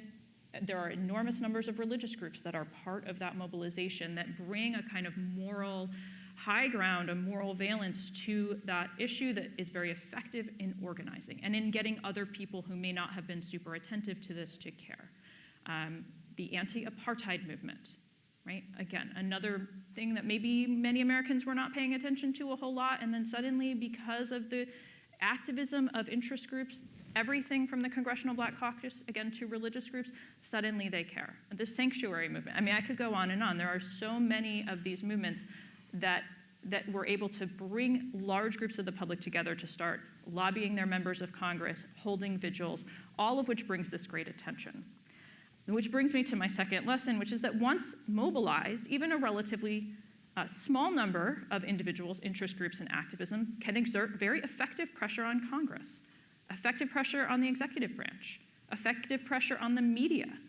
And in so doing, they reshape the narratives about what is occurring abroad and what US interests are. And in so doing, they can constrain or reset the parameters of what counts as an acceptable policy for Congress. Now, Congress also has a role in this because again, it's a reciprocal relationship. One of the issues that we're seeing now is that we're not seeing a lot of leadership on the part of Congress in setting the standard for what the public should be talking about. So it's not just one or the other, but my interest here is simply that there are domestic interest groups that can mobilize and then can put pressure on Congress. And that pressure, and we have seen it now with phone calls and letters and all of that, does lead members of Congress to take particular types of action. The other piece of this is that culture, values, and religion are very powerful shapers of ideology, and that ideology matters to US foreign policy making and to the role of the US in the world. I would never argue that these are the only things or that they're the sort of sole causality here, but, and certainly states are motivated by rational interests, by money, by state power, all of that, of course, but they explain their interests, whether they're security interests or economic interests or anything else. They explain and they pursue those interests through their cultural values, through religious beliefs, through ideological frameworks, the way that you have a story to tell about who you are and why these things matter to you. Those stories are shaped by your ideology, they're shaped potentially by your religion, and certainly stories about American exceptionalism. You cannot disentangle religion from those ideas. They're woven through. And finally, just because the public can exert a powerful pull over a democratic society, or in fact an autocratic one, it does not mean that the public is always well informed about policy or that its policy preferences will always advance US strategic interests. If the US public misunderstands or is willfully misled about US foreign relations and the aims of US policies abroad, it may advocate for dangerous or self-destructive paths. In the research that I'm doing right now about US foreign aid, I've seen a voluminous amount of mail sent to US representatives complaining about how expensive US foreign aid is, even though of course it's not, and why are we sending money to people abroad who haven't become our friends and who don't advance our values when we could be spending money at home, right? Letter after letter. Why, this is a sort of moment where there could be leadership on the part of members of Congress to explain what the purposes of foreign aid are, what a very small amount of money it is that is being spent, the return on that investment, and where that money actually goes to, much of which is in the US. So there are a lot of lessons from the Cold War, I think, or a lot of examples from the Cold War that prop up those lessons, which is how I came to them.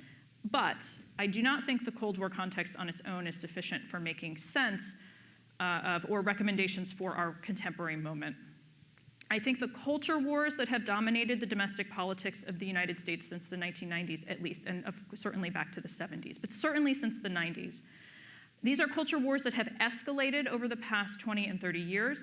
Those culture wars cannot be ignored. And I would also say that the religious landscape of the United States has shifted considerably since the Cold War. And some of that are shifts within Christianity itself, which are very significant. But we also know from studies from the Pew Foundation and from the Harvard Cooperative Election Study that there is a significant growth in the population of Americans that identify as no religion. They don't identify as a particular religion. They might identify as maybe spiritual, but they're not in a specific religion. And that has been accompanied by a proportional decline of Christianity. And that proportional decline of Christianity is very important because it has created a sense of besiegement by certain members of certain Christian groups. And so we've seen an intensification of Christian identity. One of the earlier panelists mentioned the sort of concern about identity politics, or the sort of issue of identity politics, and referenced identity politics on the left. There are absolutely also identity politics on the right, and we ignore those at our peril, right?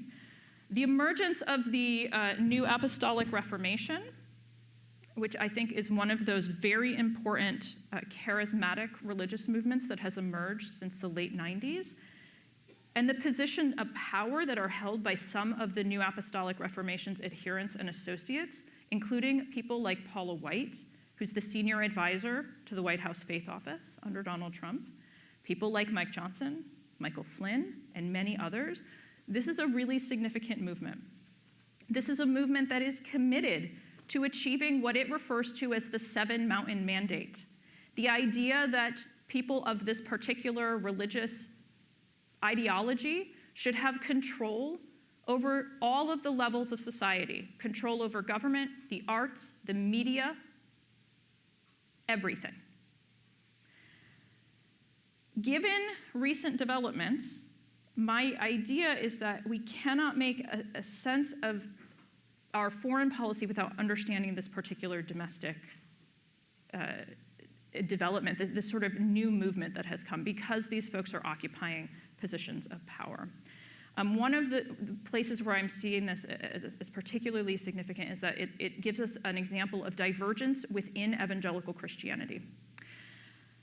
So a lot of my first book looked at conservative evangelicals in the 1970s, 80s, and 90s, and their engagement in foreign affairs and their particular concern about religious liberty. These are groups, evangelical organizations like Baptist World Service and World Vision, that have also been deeply engaged in humanitarian aid throughout the world, and in fact have acted as distributors for USAID funds and services throughout the world.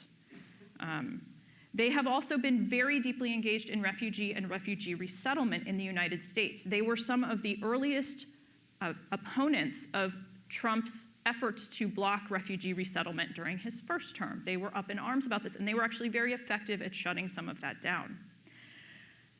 So this is a sort of traditional neo-evangelicalism that is now at odds with the New Apostolic Reformation movement that is in power right now within the Trump administration. Because what we see now are these NAR folks, the Christian nationalists, who have a very different idea about refugees, have a very different idea about what the country should look like. And they are sort of setting some of these policies. They are much less internationally focused than the evangelicals of earlier periods. So they are certainly genealogically related, but we're looking at a very different religious moment. And I think it has to do with some of the other demographic religious changes, as well as the culture wars. So the ideological and religious currents of the 21st century and the problems that the US is confronting right now in the global order are quite different from those that defined the Cold War. But I think the sort of lessons I've laid out might be useful for policymakers as they think about how to better engage the public, especially in the context of a very changed media landscape, where we do not have a small set of media providers. We actually have a proliferation of them, and then the sort of realities of TikTok. But I think we need to remember that religion and cultural values are still central to the formation of ideology. that ideology is a crucial motivator for foreign policy activism amongst domestic interest groups, and the mobilization of those groups has had and continues to have a material influence on foreign policy decision-making. And I want to leave time for conversation, so I'll stop there. Thank you very much. Those were fascinating comments. I want to start with an observation because I have the privilege and the awkward position of being a relatively non-religious egghead on a couple of boards of faith-based organizations, including those that advocate around policies like development and food security. And the running joke is if you put 5 evangelical Baptists in a room and you ask them how their faith informs their attitudes about foreign policy, you get 5 very, very different answers. And what's remarkable in historical perspective is how quickly some of this sentiment has changed. So even, since the Cold War, I'm thinking back to 2004 when the genocide broke out in Darfur, Sudan. And the biggest interest group that mobilized around American intervention and response was the evangelical Christians. Today, we're seeing the same thing happen in Darfur, and we don't see the same response. So what has shifted in the evangelical Christians with regard to foreign policy that has pushed them to align with an America First agenda? And so I'm curious about, also tracing this back to Reagan in the 1980s, who had a pivotal role in mobilizing the Christian right in favor of foreign policy activism and how that shifted. So to address the elephant in the room, with no pun intended, I want to talk about Christian nationalism. You both mentioned it, but my question is, what exactly is it? And how is it shaping our foreign policy today? Sorry, big question. Yeah. Lauren. I was going to say, so when I think avoiding too. When I think of Christian nationalism, I try to think of it very simply, and it is the idea that your sort of religious orientation or religious beliefs are deeply intertwined with your sense of the national interest, such that your particular flavor of Christianity in this case cannot be separated from America, American values, and American interests. They are one and the same from your perspective.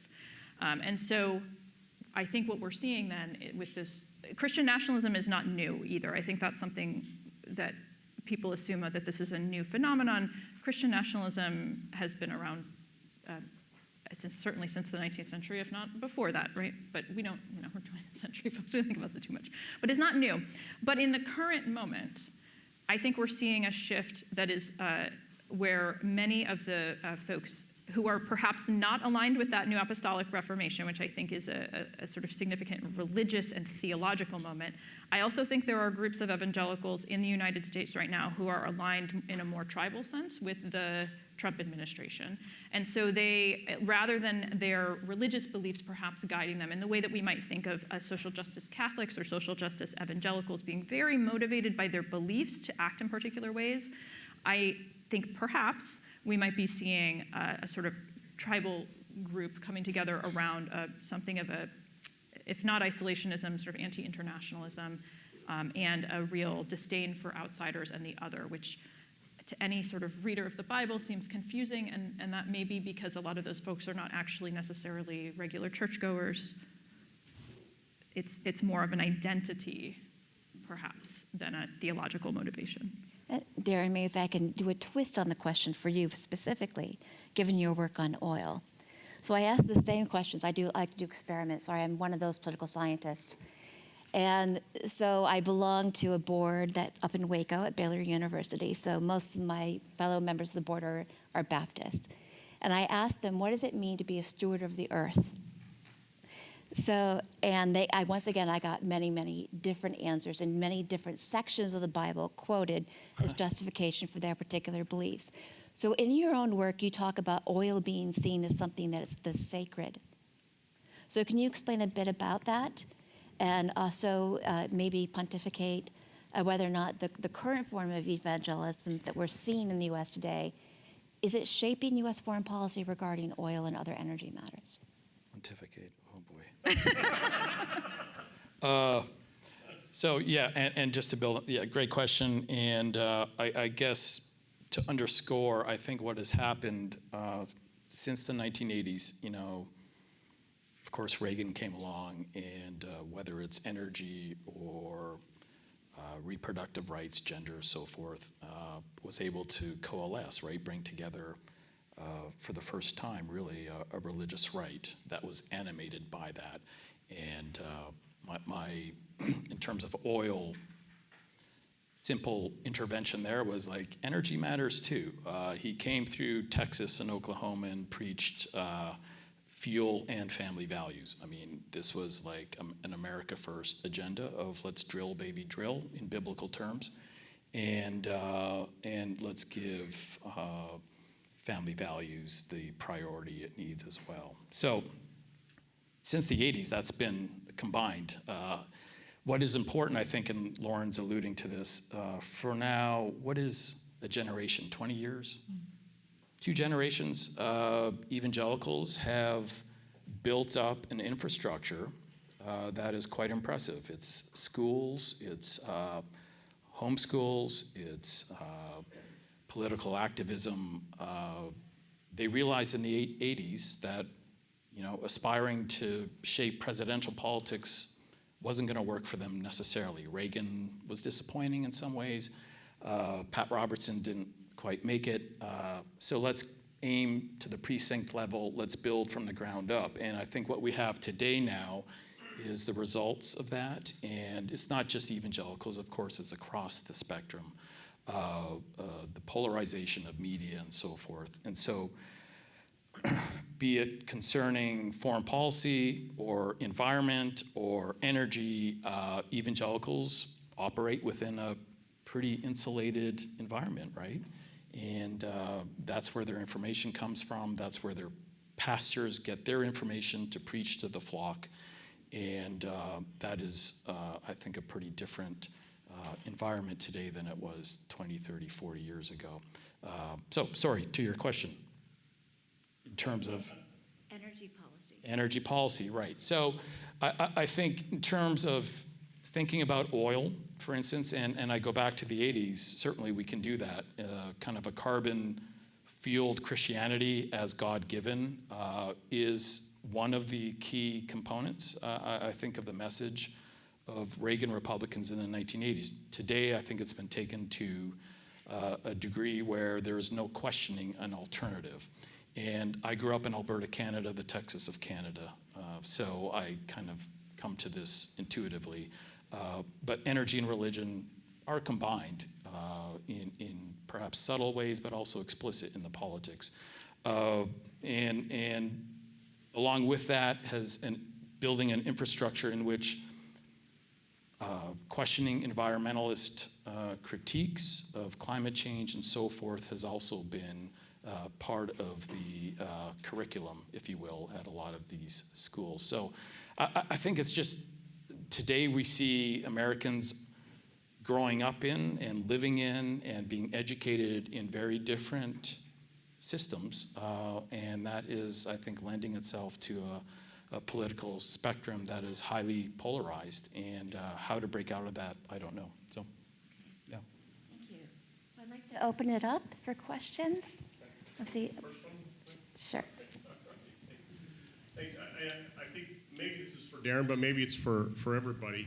I like that you brought up Franklin Graham, and if we can kind of use him as a moment as sort of a cipher for this whole thing.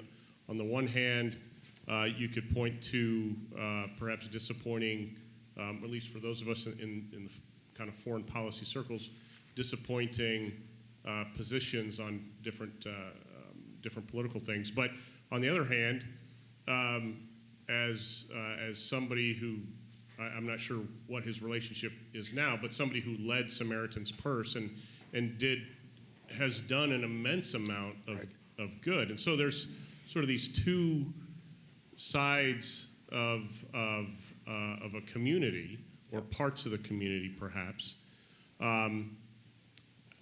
How does one tap into and motivate one side and not consider them all sort of in the basket of deplorables, which I think is how so many of them feel, right? Yeah, no, that's a great point. And I don't mean to, I think many evangelicals themselves are wrestling with this. They have been since 2016, and this is a question of Church state is evangelical a political label or a religious one? And I think many evangelicals within are questioning whether it's even a theological label at this point.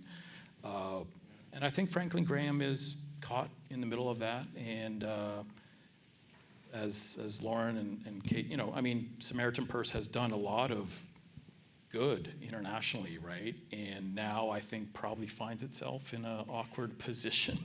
And I think Franklin Graham himself is. And if we want to look back to the Cold War, Billy Graham never had to wrestle with those ambiguities. And I think the separation of church-state was clear. I think there was a way in which religion could shape diplomacy without compromising. There was a give and take there. I think we now have a blending of religion and politics in a way that Billy Graham couldn't have anticipated, and Franklin is the one who's wrestling with that. I will say, though, Graham was very cognizant of the risk of his Americanness shaping his message. He explicitly said that he wasn't coming as a representative of America. And yet, for evangelicals in the Global South, they said, well, you may say that, but the reality is quite different. And it is quite the same with Samaritan's Purse, because they certainly have done good things, but they have also brought American political ideology, conservative American political ideology, to the places that they work, that sort of evangelical ideology. So very virulent anti-LGBTQ+ ideology that has had a direct impact on the politics of the countries that they're operating in. Yes, that's certainly true.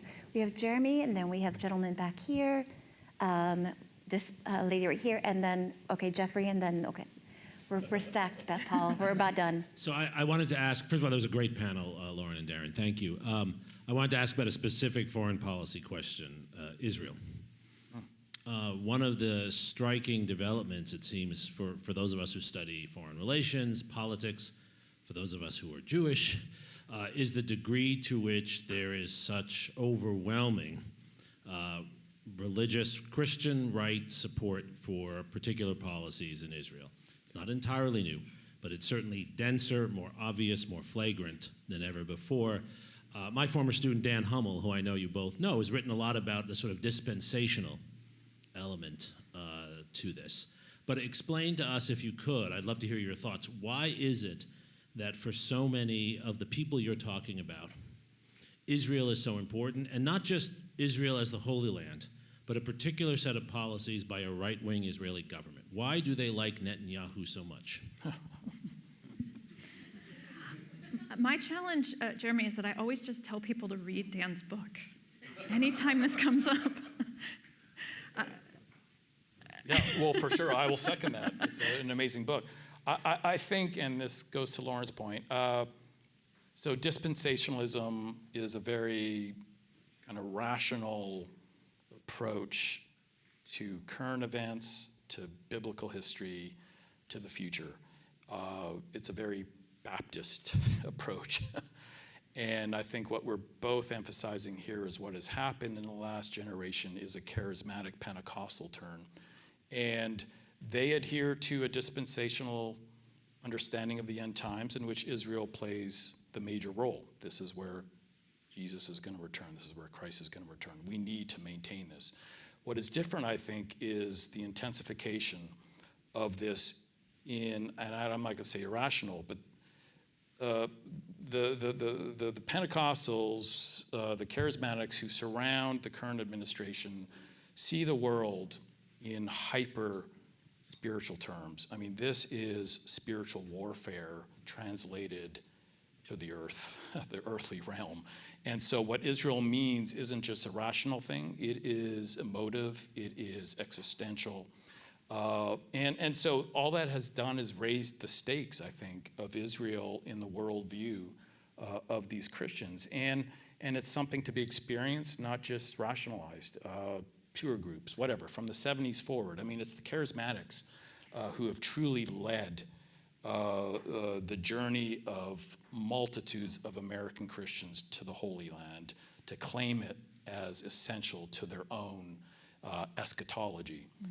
So we're going to another step, I think, and that is where as foreign policy experts who want to rationalize everything. I don't know how you rationalize that. So. And to be clear and to build on that, for these groups, evil is not just a concept, it is an actual physical presence in the world that needs to be combated. And so that is any sort of variety of evil that comes up in the kind of conversation, whether it has to do with foreign relations or domestic relations about, sex trafficking or whatever, they see those as true physical manifestations of evil that need to be combated with spiritual warfare. But what I don't understand, maybe I'm asking too basic a question, right? I'm used to them seeing me as evil as Jewish. Right. Why are they supporting the Jewish government in doing it? That's what I think some of this too is just that there are a lot of different Christian groups. There are Christian identity groups. We think of literal neo-Nazis, right? There's a whole Christian identity movement. That's a piece, but that's different from some of the groups that we're talking about. And so, well, there's Messianic Jews, right? Yeah. This is Sickalo. People who have populated Trump's first administration, right? Jews who have converted to Christianity through charismatic evangelicalism. So it's a soft. I won't get into that, but it's an embrace of Israel in a way that sheds certainly a lot of the harder-edged anti-Semitism for sure, and sees this as a collaborative effort. well, and who's going to be there after the rapture? Right, wow. Thank you. We're talking rapture now, wow. Yes, we have a long lineup and only about 5 minutes left, so perhaps we can collect a few questions and then we can round up. So the gentleman back here, yes.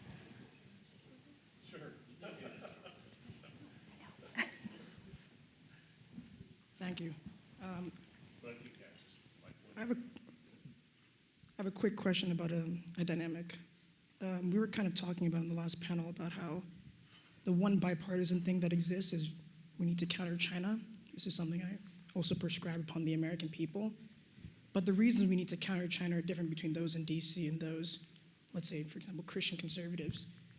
People in DC want to talk about Spratly Islands, First Island Chain, freedom of navigation.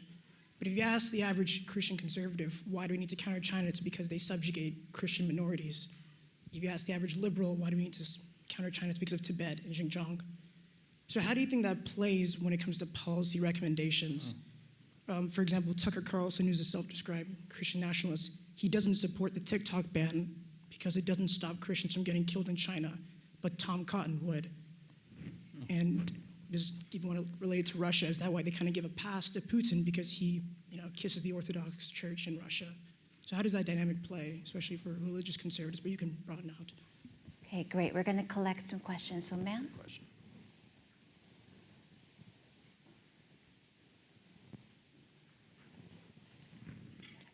Very brief. Just thinking about J.D. Vance, I just wanted to ask you to say a word about American Catholics. Where do they fit in all of this? And perhaps whether the new pope could possibly have any influence on American politics?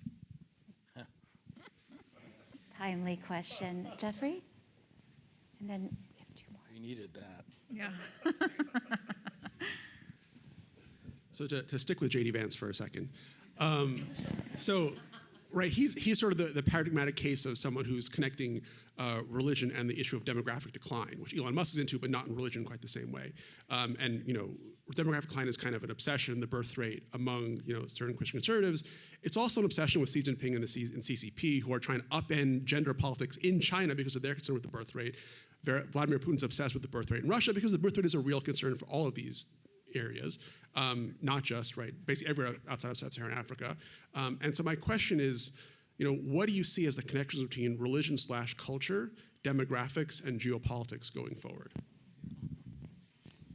Big questions. Yes, sir. And one back there. My question kind of builds off Dr. Suri's and the question from the back about the framing of the China problem. I always wonder how these groups get their blind spots shaped. I was struck in the past few years about how little discourse there is in the sort of neo-evangelical circles about the situation in Nagorno-Karabakh, which was the ethnic cleansing of hundreds of thousands of Christians by a Muslim army, which ostensibly you would think would be a huge problem for them, gets almost no mention. Okay, great. And we have the gentleman in the back, the very back. Up at the top? Yes.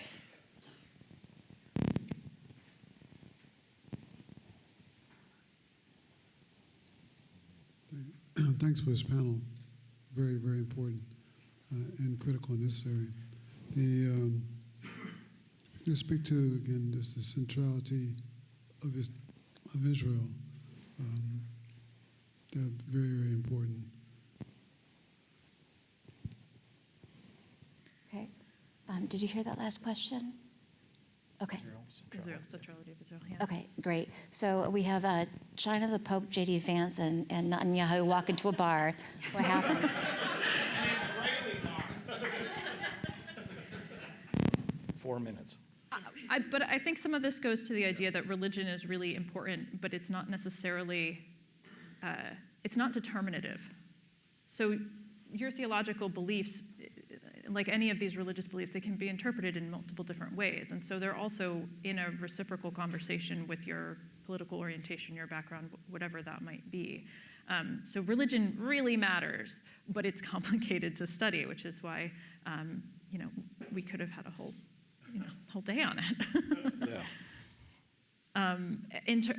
You can take the Pope if you'd like. Pope and Vance? Sure. Because I'm at Notre Dame.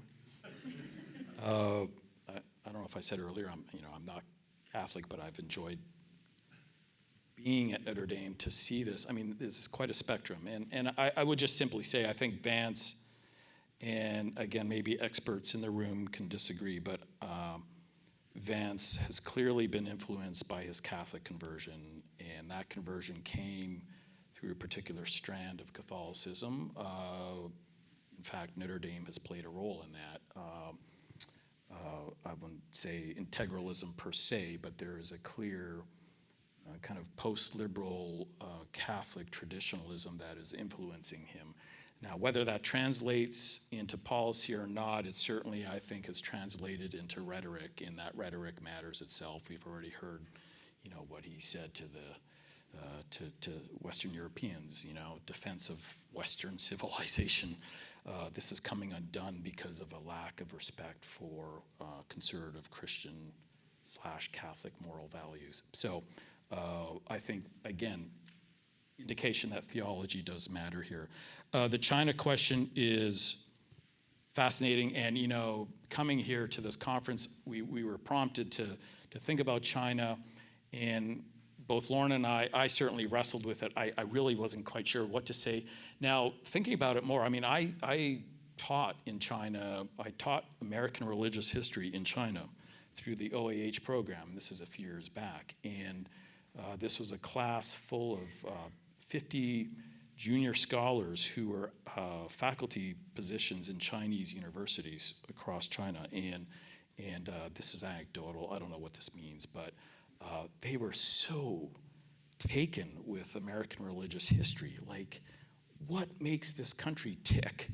And I don't know if I got the message across. At the banquet at the end of the class, my wife was there, Deborah, and one of the students came forward and said, "Oh, so your husband is a Puritan." And I looked at her and she kind of laughed, like, I clearly didn't get the message across. Nevertheless, many others came forward to say that they had family histories of that had owed so much to American Christian missionaries, medical missionaries who had helped their families heal. And so there is a long history here. And certainly we go back to the teens and 20s. We know the story. American Protestant missionaries are absolutely essential. And that legacy remains. And I don't quite know why it's not tapped as much as it is or should be by current evangelicals as a opportunity for connection. Nevertheless, it remains murky, the Chinese kind of position within the modern American evangelical worldview. That said, Korea looms large, of course. Korean evangelicals are shaping American evangelicalism every bit as much as American evangelicalism shaped Korean evangelicalism in the 50s and 60s. So there is plenty of trans-Pacific exchange going on here, and I think that is part of the future of the historiography, boring as it may be, of trying to understand American positions within the Pacific framework, not just political, but religious as well. So I don't know if anything was left on the table there, but I think that's probably the Pope. Yeah, I mean, the Pope, you know, I'm part of I co-direct a Center of Catholic Studies, and I really was hoping this wouldn't happen. Yeah. Because it just raises the stakes of global politics right now, and we'll see where it goes. If it goes global south, I think as we've indicated, the culture wars have gone global, and issues of gender, sexuality, and so forth are not just an American conservative religious concern. It's an international one now that could shape the Catholic Church going forward. So, especially given which global south right. Folks are yeah, exactly, real contenders. Yep, yeah. Yep. I think, yeah. It's the weekend. Well, let me just thank Lauren and Darren for a terrific panel.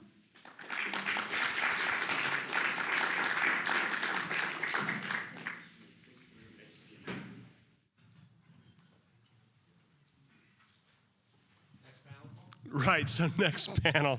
No, thanks for everybody for attending, and thanks especially to our panelists and our moderators and our keynote speakers.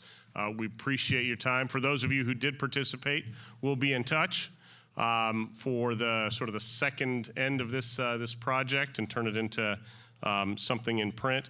And I can't tell you enough how grateful I am that you participated. Thanks again. Good night.